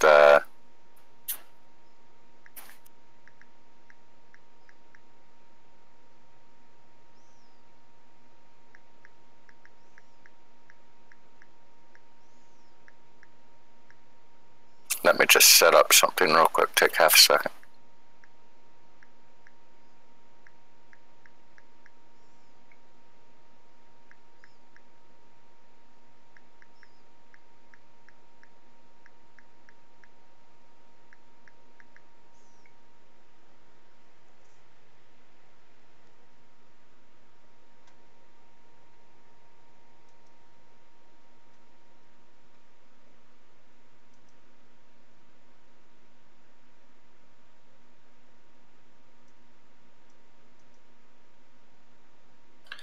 So how does one roll percentile dice?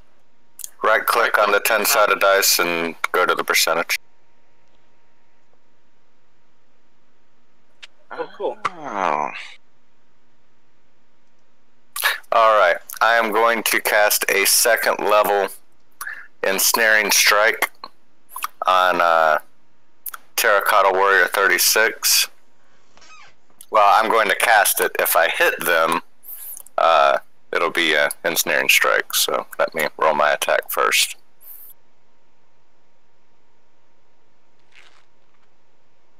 Alright, so they pass the save. Let me see how that works, because I don't know if I get an immediate save on it. The target must be restrained. Oh, restrained. Okay, yeah, so they pass that, but I'm going to roll my damage anyway. Or roll my attack anyway. So even if I don't hit, it don't matter.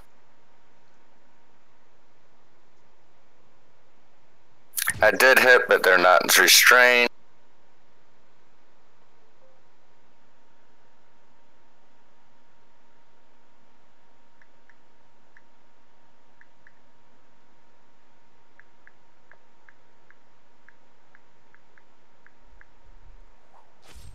And my second attack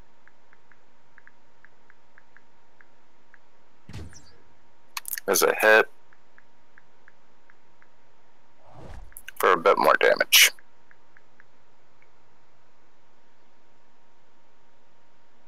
Okay.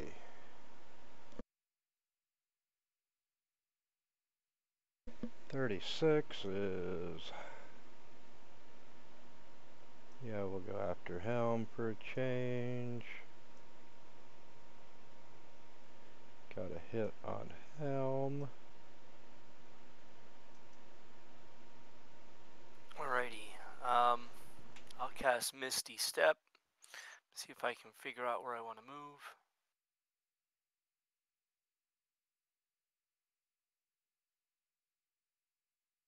I'll go to there.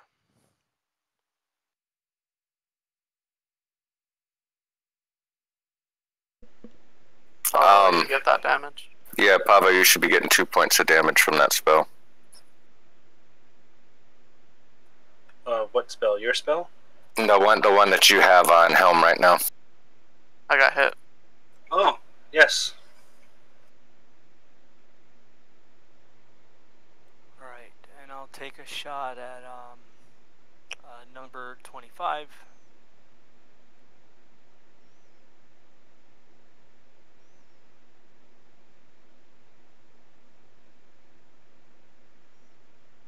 Nice shot.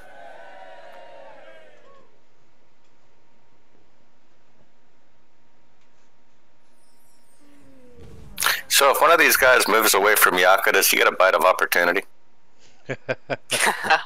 If he wants to take it.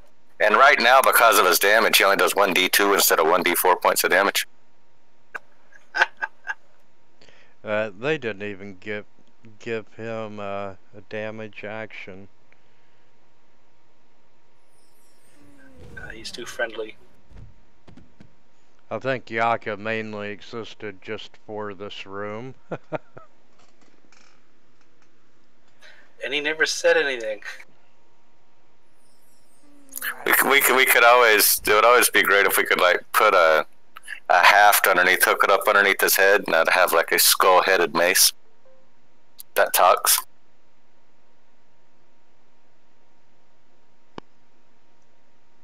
That would be funny. It would be like the halberd of warning that a buddy of mine has in another one of my games. Instead of warning him of a surprise attack or something like that, it always hollers out at the enemy he's swinging out that it's coming. Watch out, here I come, I'm going for the head.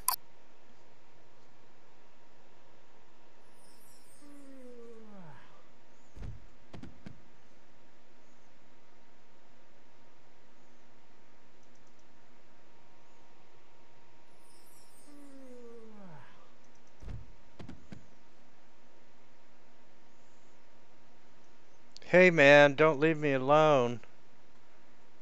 You're my buddy. Can I take a swing at this one? You can do it.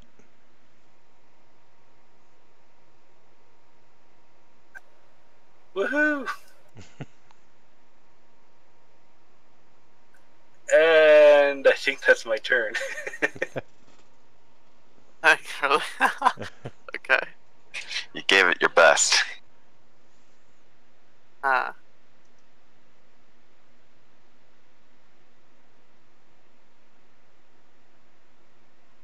They will swing at 27.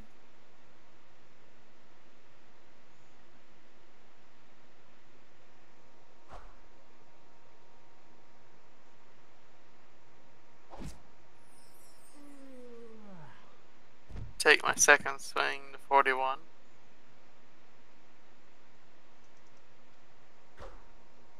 Dang. Oh well.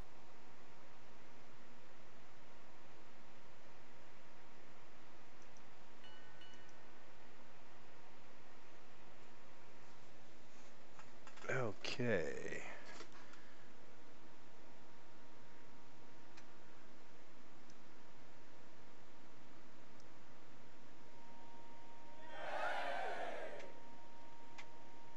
Okay, I'm dragging Swinging that. at himself. And let's see. And helm is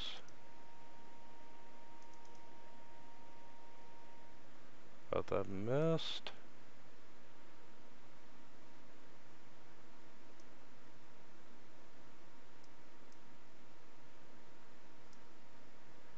.40 is gonna come down. Take a swing at Paavo.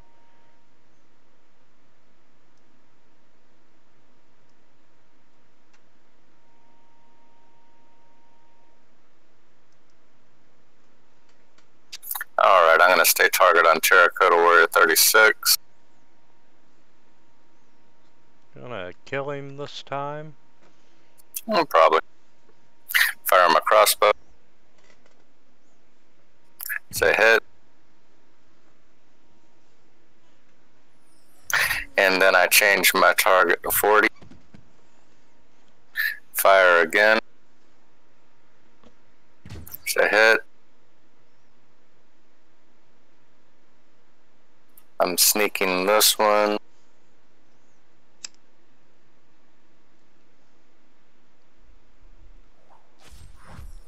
And he's down.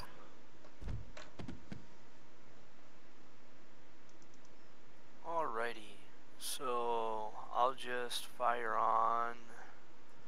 Oh, there's only one left. Okay, I'll fire on that dude.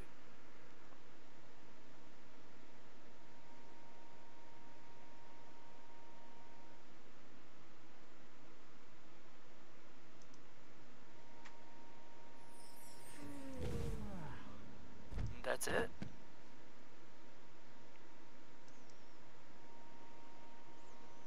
Have some experience points.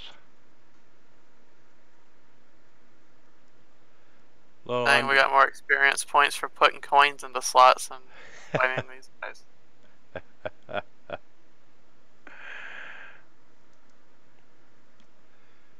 Yay, finally. Alright, I'm going to go inspect said chest.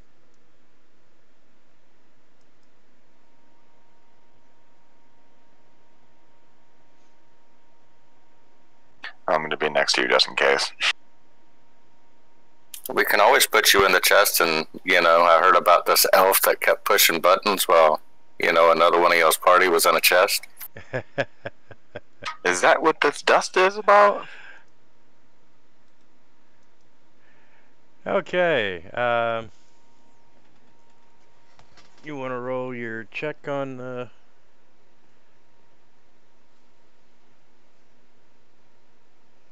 sarcophagus? And you're in luck.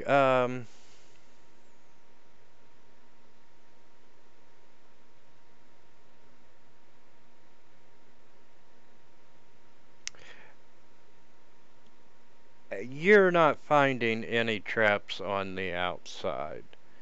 However, when you do go to raise the coffin lid, you do see a trigger wire. Would I know how to disarm it, or do I need to look deeper into it? Let's do a dexterity. Just a base, so you got her.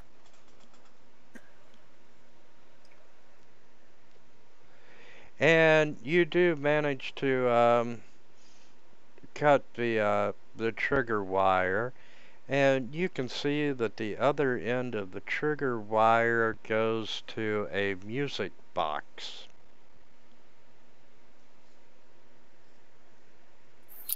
Alright, I am going to pick up and examine the music box. Yes, it looks like it is in working order, and you're sure that, you know, if you trigger it, it will play music. Everybody plug your ears. Okay. I'm kind of wondering if the whole thing was if you opened it before getting the trigger wire, it would have woken up all the terracotta things. Correct. There's a good possibility on it, but just in case. True. Okay. Okay. And I'm gonna open the music box after everybody plugs their ears. And it plays this haunting melody. Ooh, I like haunting melodies. Okay, I'll keep the music box. Probably worth some money. We might be able to play it in the hallway with the one devil face. Inside the coffin, you see the bones of a Kamadan, Shambhalese Panther. animal A form. panther, yeah. Panther with tentacles. And they're bound inside a cloth along with some valuables. And let's see. Inside you find 200 gold pieces, 5 moonstones, the music box, and a mandolin.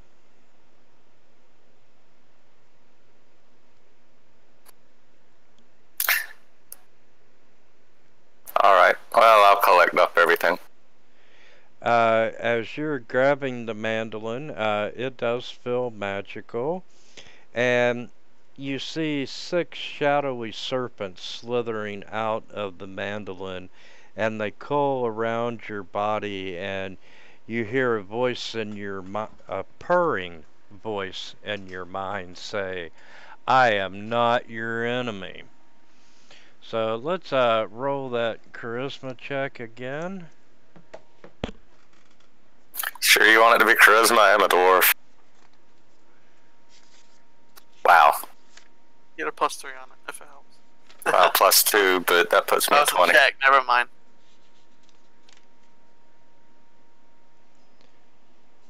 And let's see. You're not currently possessed. Let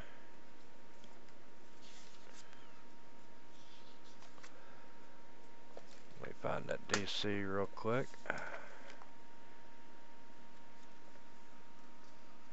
And yes, you managed to fight off the possession.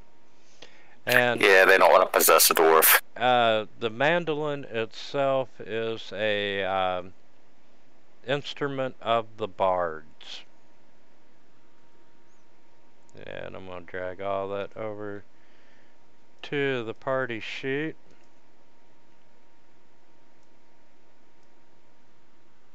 It's a shame we don't have any bards.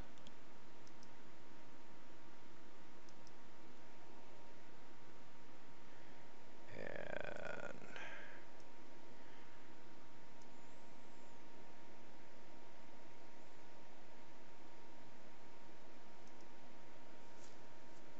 so everything is now in the party sheet. And that is it for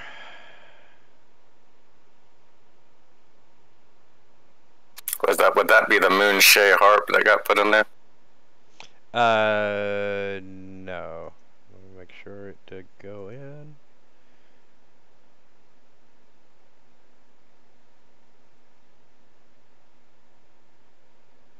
What the hell?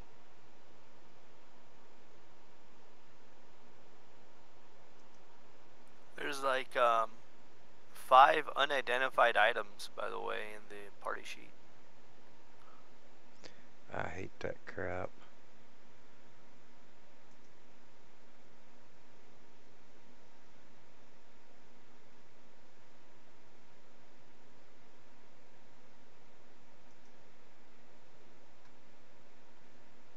But it's just testing it. I wish it gave me a clue on my end what was unidentified. One of them is a stack of 3 things that is unidentified, and the other ones are stacks of 1.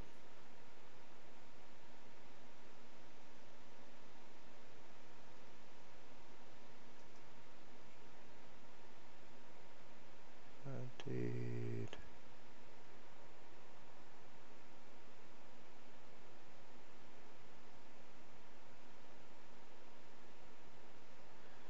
That's a pretty cool item. Maybe after Beldrak dies, I'll make a bard.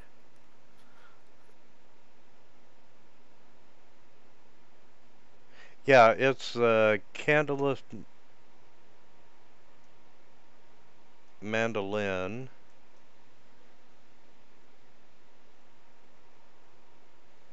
Then you had moonstones. You can look like the little dwarf from the safety dance video.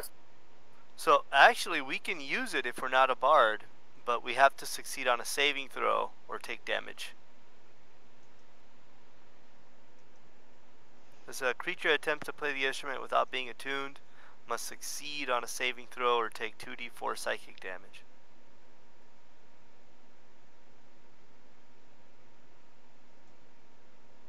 And I'll find the rest of those unidentified items after the game.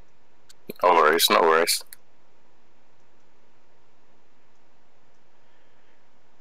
Okay, so that is it for that tomb room. And I'm gonna unmask that.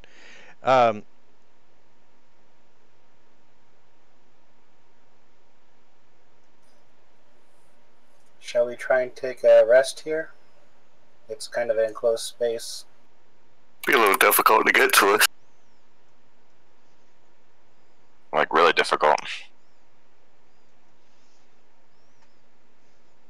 Unless it is a flaming undead. True.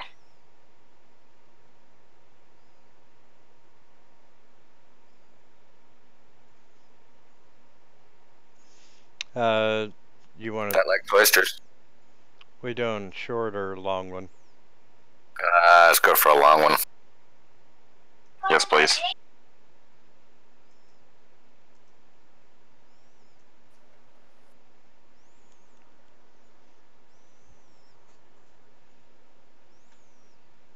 I feel much better. Would it be considered the next day? Yeah. We'll go ahead. And it's about that time that we noticed that Zay has turned into a goat.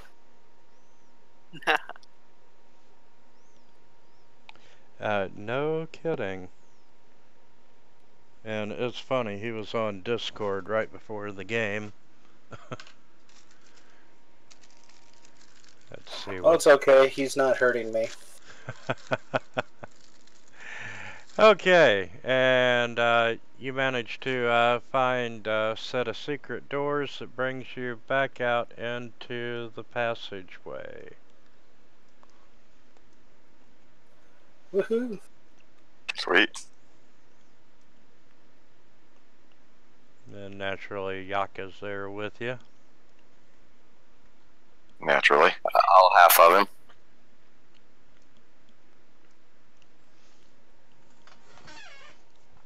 Okay. Alright, gentlemen. Let's try for this door over here. See if I was correct. Warm like flame, cold for the gruel, still for the dead, and gruel for the ghoul. Azoth, come over here.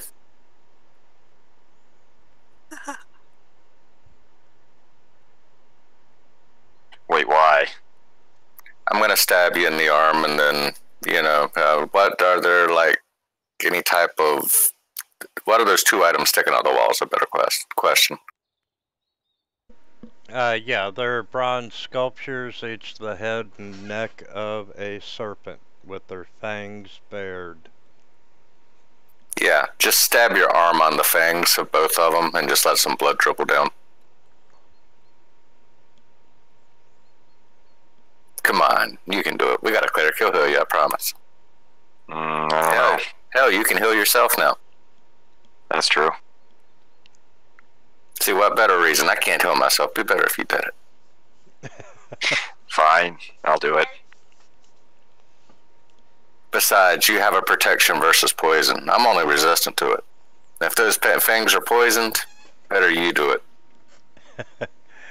Okay. But You stab your arm on each one of the fangs, and you know, you're determined you're gonna let it fill up with blood, and you give each one of the bronze serpents about half a pint of blood. Jesus. And it drips down into this piping system, and on the other side of the walls from where you're at,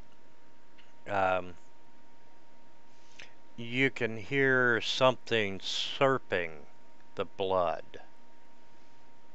And Great. after slurping the blood, let me get over where we're at on the map. Well, it's a good thing we're not playing this game in California. They'd kick us out for them using the straws. I heard about that. That was stupid. They're using Twizzlers. Twizzler straw. And you can hear chains pulling, and the door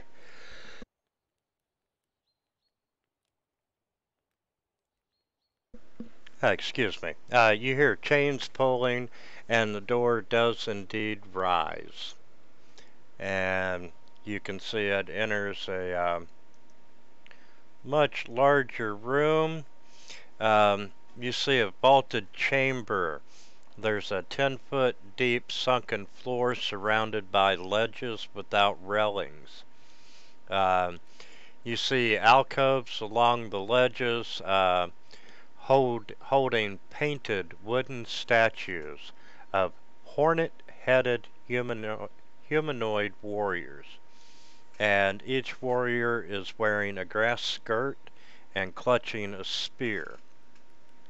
Directly ahead of you, you see a gruesome throne lashed together of bones and strips of skin standing atop the western ledge. You see a fearsome horned skull surmounting the throne, and their small skulls are piled around it. The seat appears to be made of stretched skin and has a metal scepter resting on it. And Um,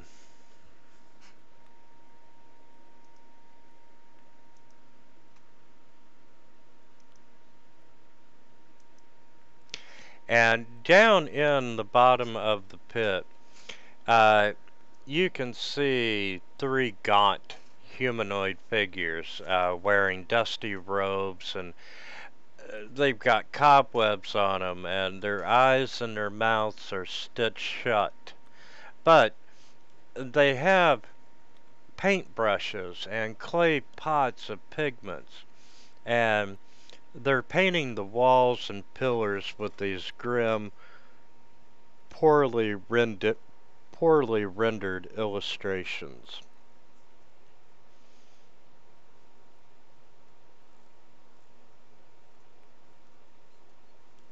So you've got a scepter on the throne.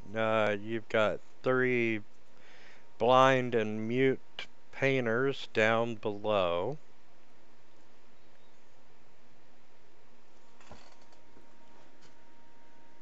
Should we just go down? All right, I'm going to sound horrible doing this, but I'm going to move right here and search for a secret door.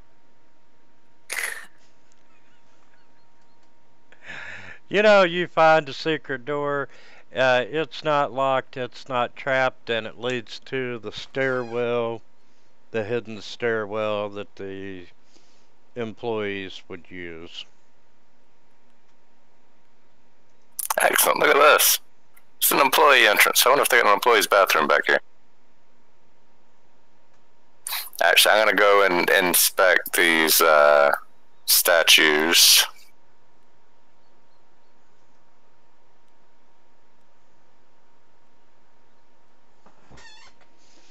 Okay,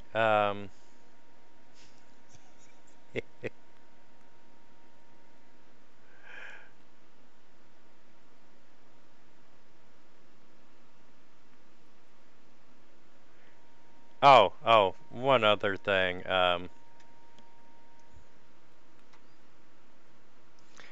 Your old friend, Mr. Skeleton Key, you do see him up in the top northwestern section.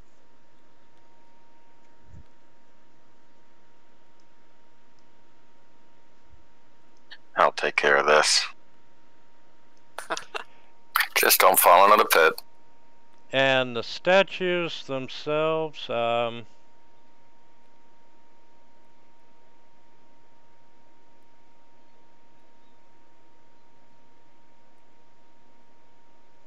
just seem to be normal carved wooden statues.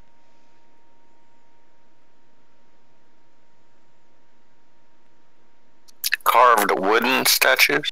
Yep. Alright. Before I continue on,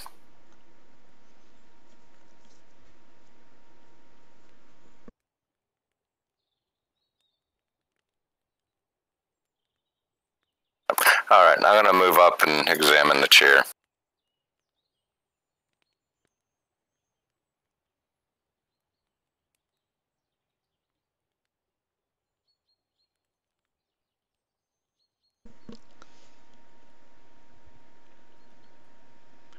Looking,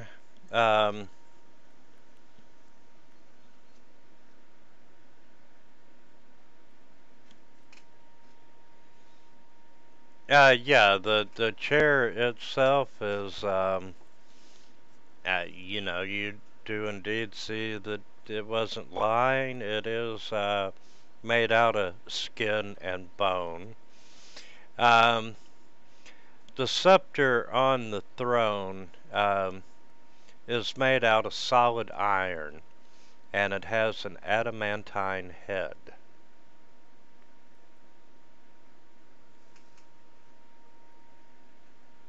Do I detect any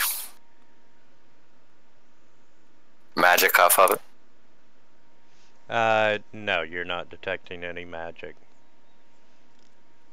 And Paavo, you know, as you're looking at what these guys are painting,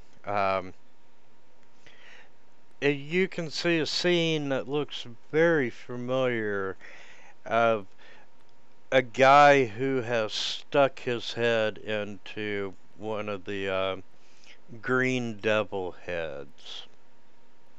And, you know, the body he's painting is without a head. It's a brave man. We should honor his memory. And on another wall, you see the scene with the three chests where Ungermax got turned to dust. Another brave soldier down in his prime. These guys are amazing. They're recording our fallen. What's the third guy doing?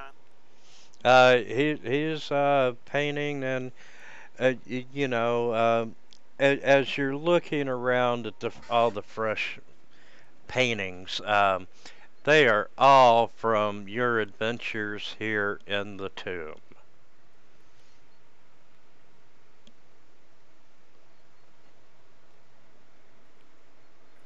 Azoth, have you picked up that skeleton's key yet? Oh, I'm about to swing on him. Go ahead and take a swing on the skeleton key.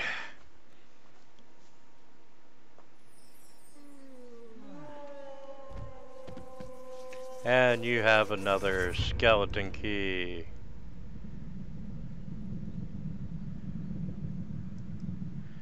Which brings your total up to 4.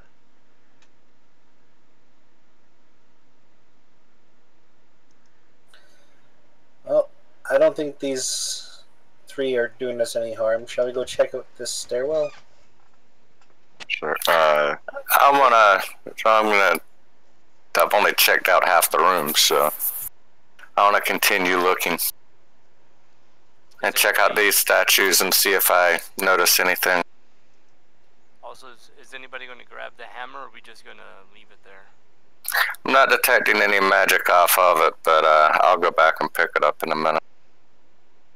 Okay, Torgus, the statue is normal, however, you do see that the statue is concealing a door. Hey guys, we got a door over here.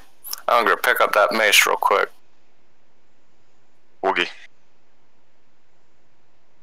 You never know, man. You could be king. Okay. You ever try sitting on a throne before? I think I'm about to, although it doesn't look like comfortable. Like not like it's gonna support me or anything. Well, maybe you could use the skull as a helmet. Seems weird. What type of skull is it? Can we tell?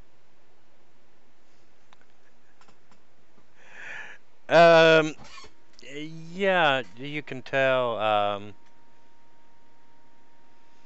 it's a minotaur. That's kind of cool. Ungra, I need you to make a charisma saving throw, please.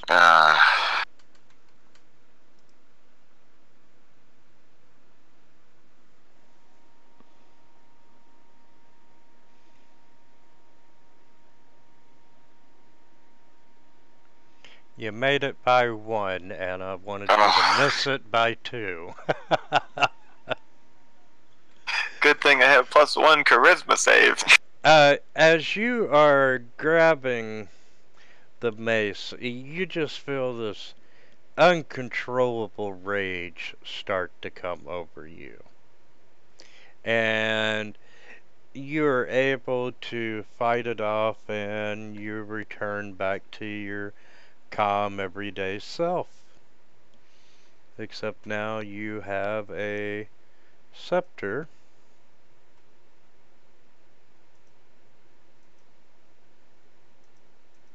Neat.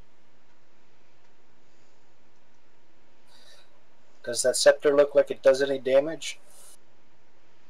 Yeah, it can be used as a mace. 1d6 bludgeoning.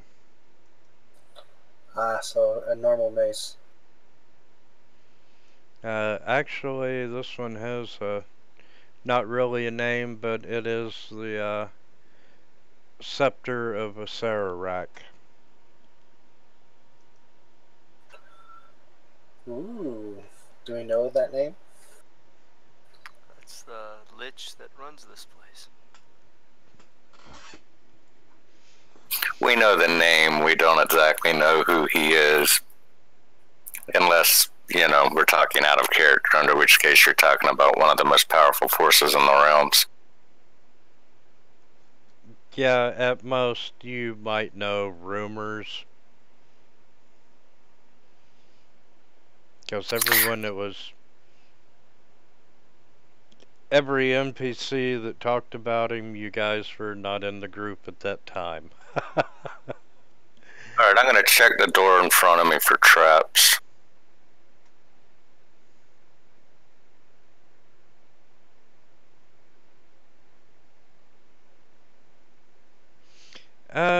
Okay, no, you're not finding any traps, and really as you're moving the statue around, it's slightly ajar.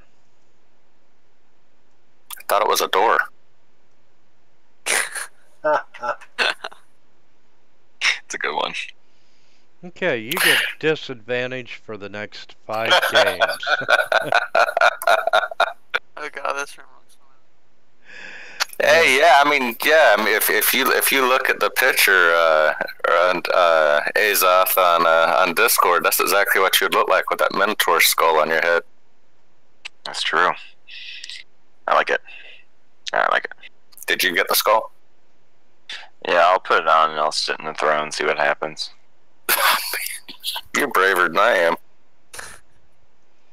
Oh, it's easy to be brave when, I should make him do the saving throw again since he's wearing the Minotaur skull. I can try it if you want.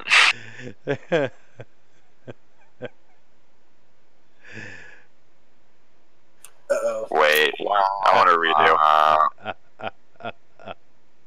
I want a Florida recount. Yeah, we're just gonna skip that. Out of game for a minute, failing the roll. The Minotaur skeleton skull that you have on top of your head belonged to the Guardian of Omu. And failing your saving throw, you become cursed with his rage, which gives you 50 temporary hit points, and you go berserk, and you always attack the nearest creature that you can see with melee attacks. That's insane. And Sounds like fun. it only ends when you drop to 0 hit points or greater restoration or remove curse. Oh, I have all those. So, but yeah, behind you, you do see a slightly ajar concealed door that opens up into a room where the walls are adorned with these tile mosaics of a jungle city. And intermingled with them, you see these frescoes of flowering plants and birds and insects and humans wearing gold skirts and carrying spears and ornate jugs. The ceiling is painted to look like a clear blue sky. You see a small bejeweled cockroach resting atop the sarcophagus of black balsam in the middle of the room. And you see a 2-foot diameter orb hanging from a chain above the sarcophagus, and it's made out of hammered gold, and it resembles a smiling sun.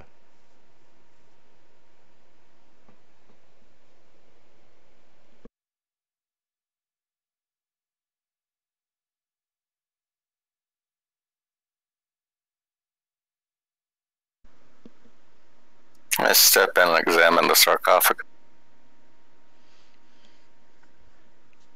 Yes, the lid of the sarcophagus bears a name written in common,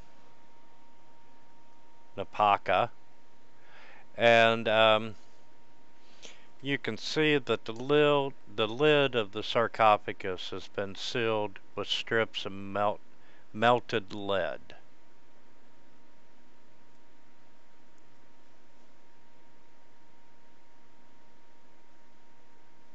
We see any way to open the sarcophagus itself? Really, you think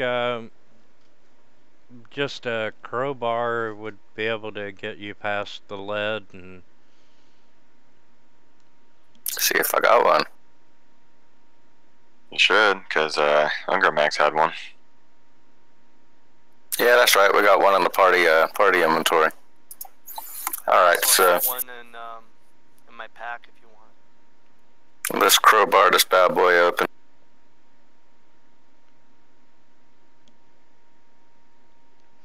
okay, you managed to break the lead and get into the sarcophagus.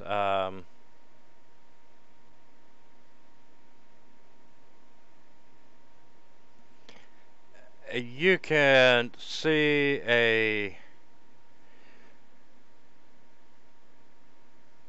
magically preserved remains, and you can tell that it's a female. There's the tattered remnants of a black gown, and there's a hornet mask made out of painted gold. And in her left hand, she holds an iron scepter with an adamantine head. I want to grab it. Does it look like the other scepter? Yeah, it sure does. Don't grab it. Well, yeah, actually you said it before I said don't grab it, so. That's true. Okay. So, you grab the scepter. It looks lighter than what it appears. You can tell that it is magical. And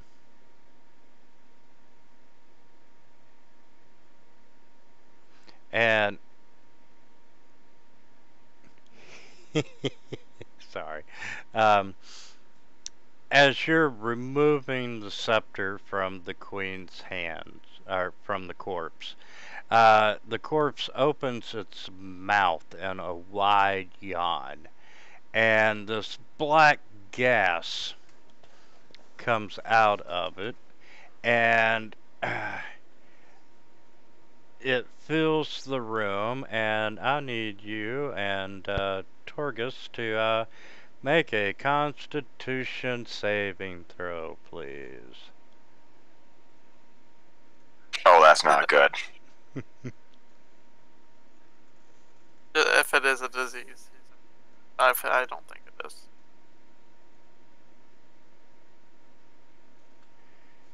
Okay, and let's see. And Azoth, you take double damage. Probably. Hey, look, you're bleeding again. This time out of your nose, your eyes, and your ears. All of my pores. At least you didn't say all of your orifices. That would have been nasty. Oh, that would have been bad. Okay, Azoth takes full.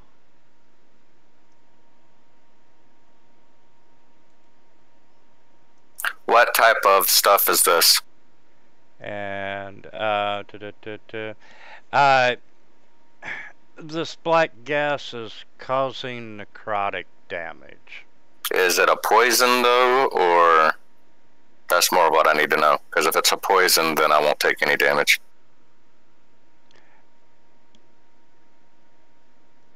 It just has a black gas.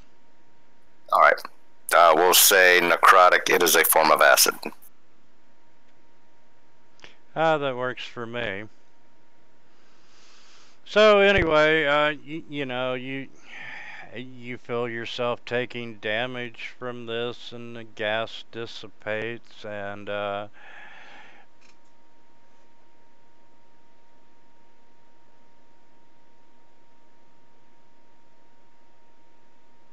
you happen to look up, and this golden orb that looks like a smiling sun. Um, the expression is turning angry, and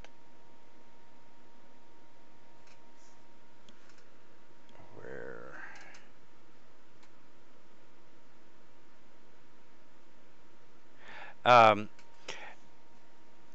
its expression turns angry, and it starts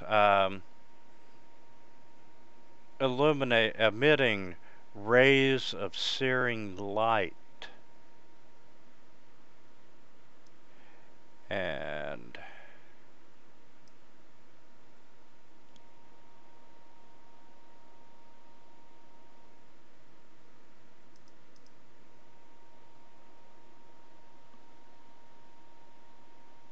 And Torgus, you failed the dexterity saving throw. Azoth, you made it. So Torgus takes some heavy damage.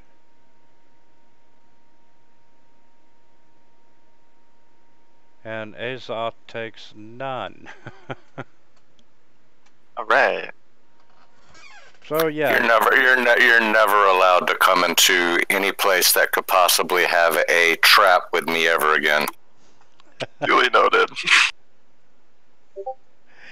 At least you know where he's at this time. So now you have 2 scepters, and you still have the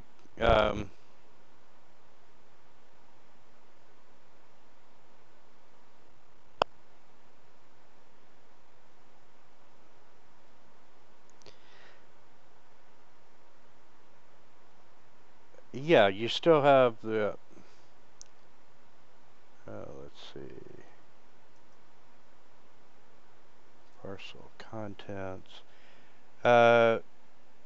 I'm going to go ahead and drag over the iron scepter and the gown and the mask to the party sheet. I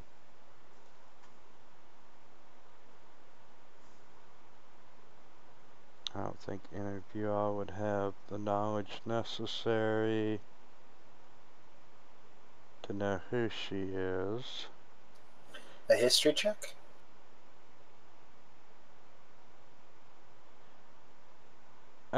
Yeah, let's do a history. Booyah.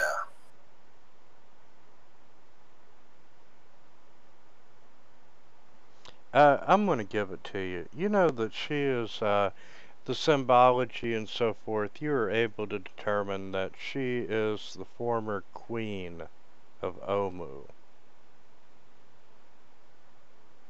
And Ooh. you still do have the cockroach-shaped golden box.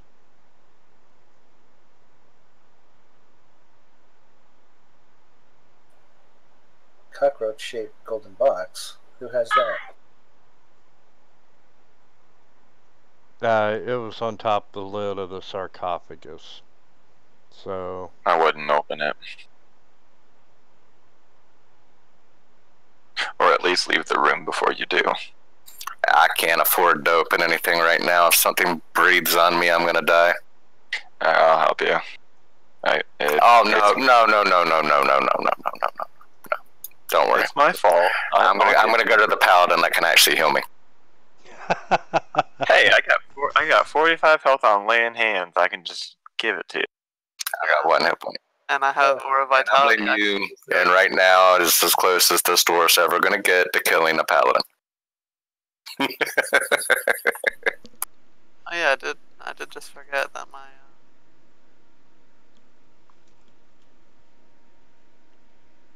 You gonna heal him, Paavo, or do you want me to heal him? Grabby McGrabber. I'll hit him first since mine only goes up to 50% health.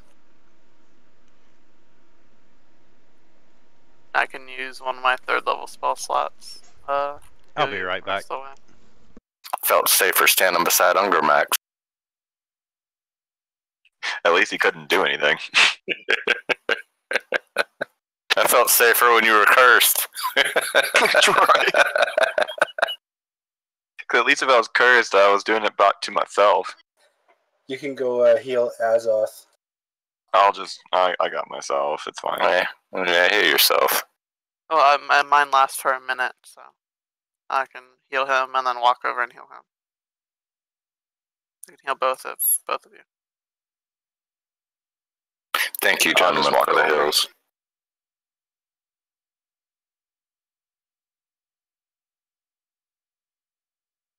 Alright, so I got 10 uses of this.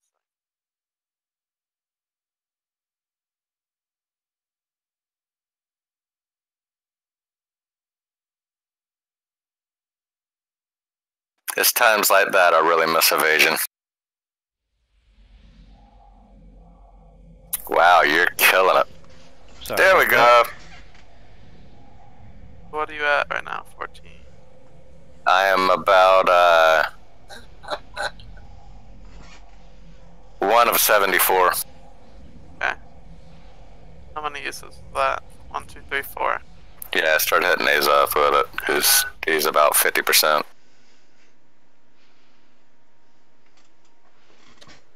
Min max, min max. That's literally what's happening. And that would That's be the a last full one. minute. That would be a full minute. So, yeah, it ended right there. And you got him full, and you left me with 1 hit. But thanks, man. You left me hurt. Jeez, I swear to these people. Can't trust a paladin nowadays. No, you Both can't. paladins are failing you.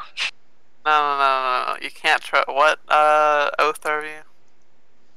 Vengeance. You can't trust a vengeance paladin. You can trust a conquest paladin.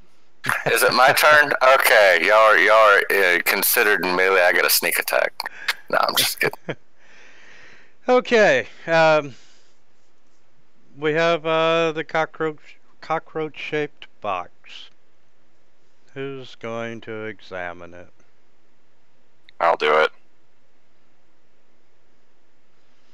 Okay, you see that the box is made out of gold and it's set with precious gems, including tiny black pearls for its eyes. And, you know, it's, weighs 5 pounds. And, you know, you got a pretty good idea that it's roughly worth about 1,500 gold pieces. And when you open it, it contains only 2 items. You see a small jade key shaped like a crocodile and a necklace with 8 beads on it. I mean, I guess I'll take the key out, but leave the necklace in there. You know, you're feeling that the necklace is magical. Well, I'll take the necklace. Okay.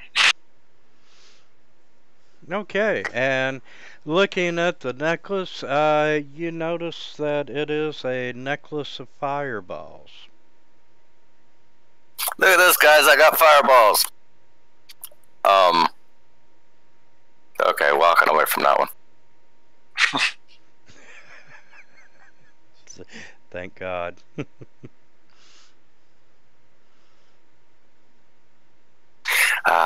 The precision targeting I'll have in battle for paladins. And I'm gonna drag. Vengeance paladins. I'm gonna It was drag one that time. to the party sheet. And make sure everything's identified. It says it is.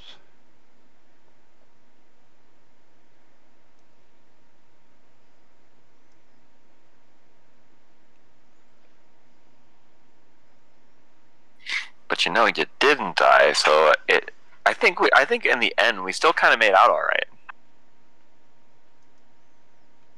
I could curse you again if I really wanted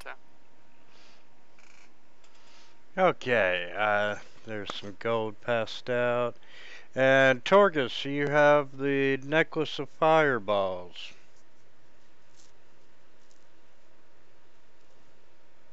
Is there any form of... Let me see.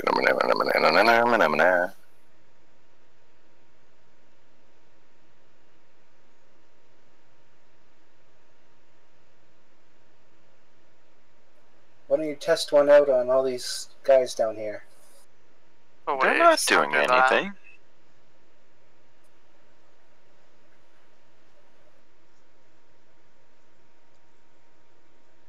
We could just hop down there and slaughter them ourselves if we really wanted to. Well, we get to I mean- test magical items. How many beads did you say was on here? There are 8. Okay, so it's got 8 uses, 8 charges on it. I mean, they're not hurting anybody. And, Yeah, they're not lizards or, you know, and the frogs, necklace, so. a necklace I do believe fills the next slot. I hope so. Okay, as you are reaching up and putting the necklace on, when you remove your hands from it and it actually rests completely on your neck, you're so gonna hate me. All the fireball beads explode at the same time. Oh my goodness. Party That's every one of us. That's all of us. Yep. And I need TK. everyone except Torgus to make a dexterity save. Hold on, I'll trigger it here. And that would actually include everybody underneath us, too. Pretty sure I'm done though, but you know. I Yeah, think it's 8d6 times a bunch. There's no way we survive, so I don't no need to roll it. let's see. Oh, but what I did was so wrong. There you go. I just rolled the damage. It was only 20 points of damage. Yeah, I'm dead. I mean, I'll use absorb elements, and then I'll. But I just rolled 8d6. It came up to 20 points of damage, so we can go with that roll. He said they all go off, all the charges. If the, Yeah. no, I am gonna roll mine because unless we're rolling one for each one, or are we just rolling one for all of them? Here's how Go ahead. here's how the necklace explains it. For every extra bead used, it goes up by another level.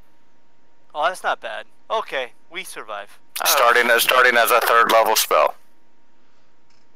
Oh. So if you all would like to make your saving throws for half damage. Woo! Yeah, no, I didn't make that. And I'm gonna burn, so I'll take half damage if I make the save, and I'm also gonna, as a reaction, cast absorb elements, which further halves the damage on me. Okay, Azoth and Paavo, you each take 58 points of damage. I don't understand. And let's see, Beldrak and Helm, you would get half. So that's 29 to Helm. And then another half. And then you would get half of the half, right? Yeah, so I guess that's 15. Yeah, that's not bad. I thought we would just get like 20 fireballs or whatever. Yeah. And let's see. If it was one for all of them, and I would have like lived. Me and Beldrak would have lived. Maybe younger.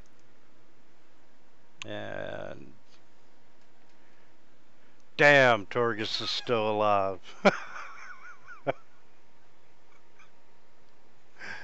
Badly burnt, but still alive.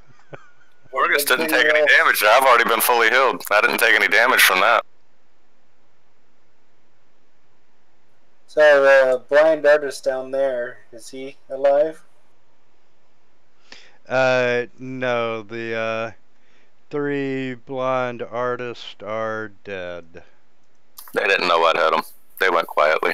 Yeah, they didn't have a clue. Oh, you happy, Paavo? We tested it. I think it's perfect, but do you mind if we spend 10 minutes and I'll do a little prayer of healing for everyone? I feel like I deserve the damage that happened, but at the same time, I'm still a little aggravated. I could always, if you're really tired, we can always go up a few levels. I know a great chest you can rest in.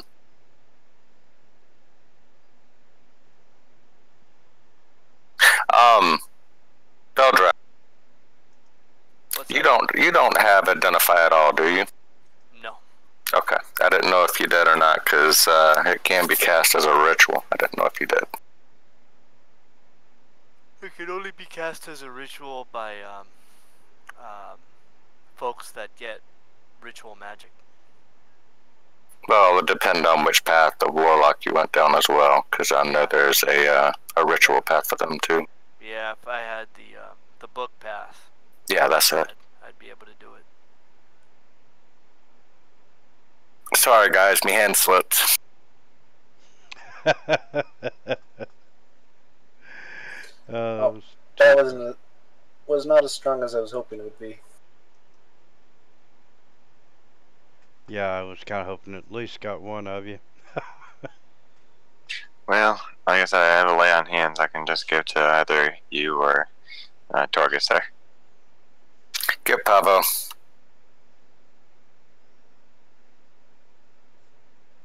I fight from range most times anyway. And he's a little more important on the healing side than I am.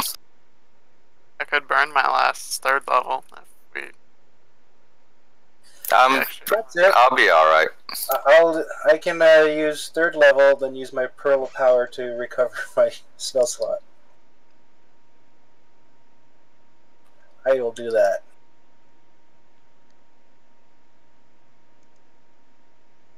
I'm gonna go up to all the black marks on the walls and write Torgus was here in the soot.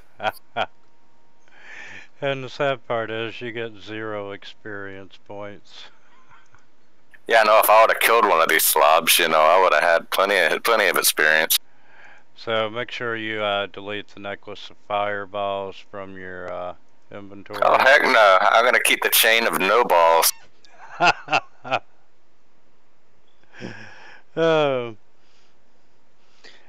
And gentlemen, we have finished this level, the Chambers of Horror. It's a good place to call the game and start again for next week.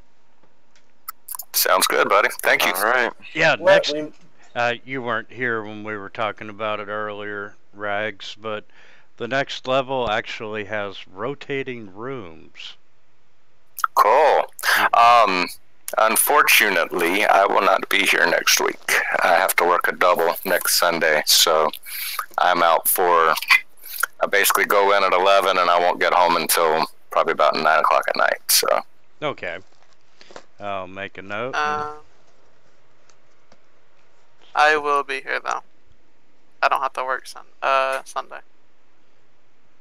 No Rags and 1 Billy.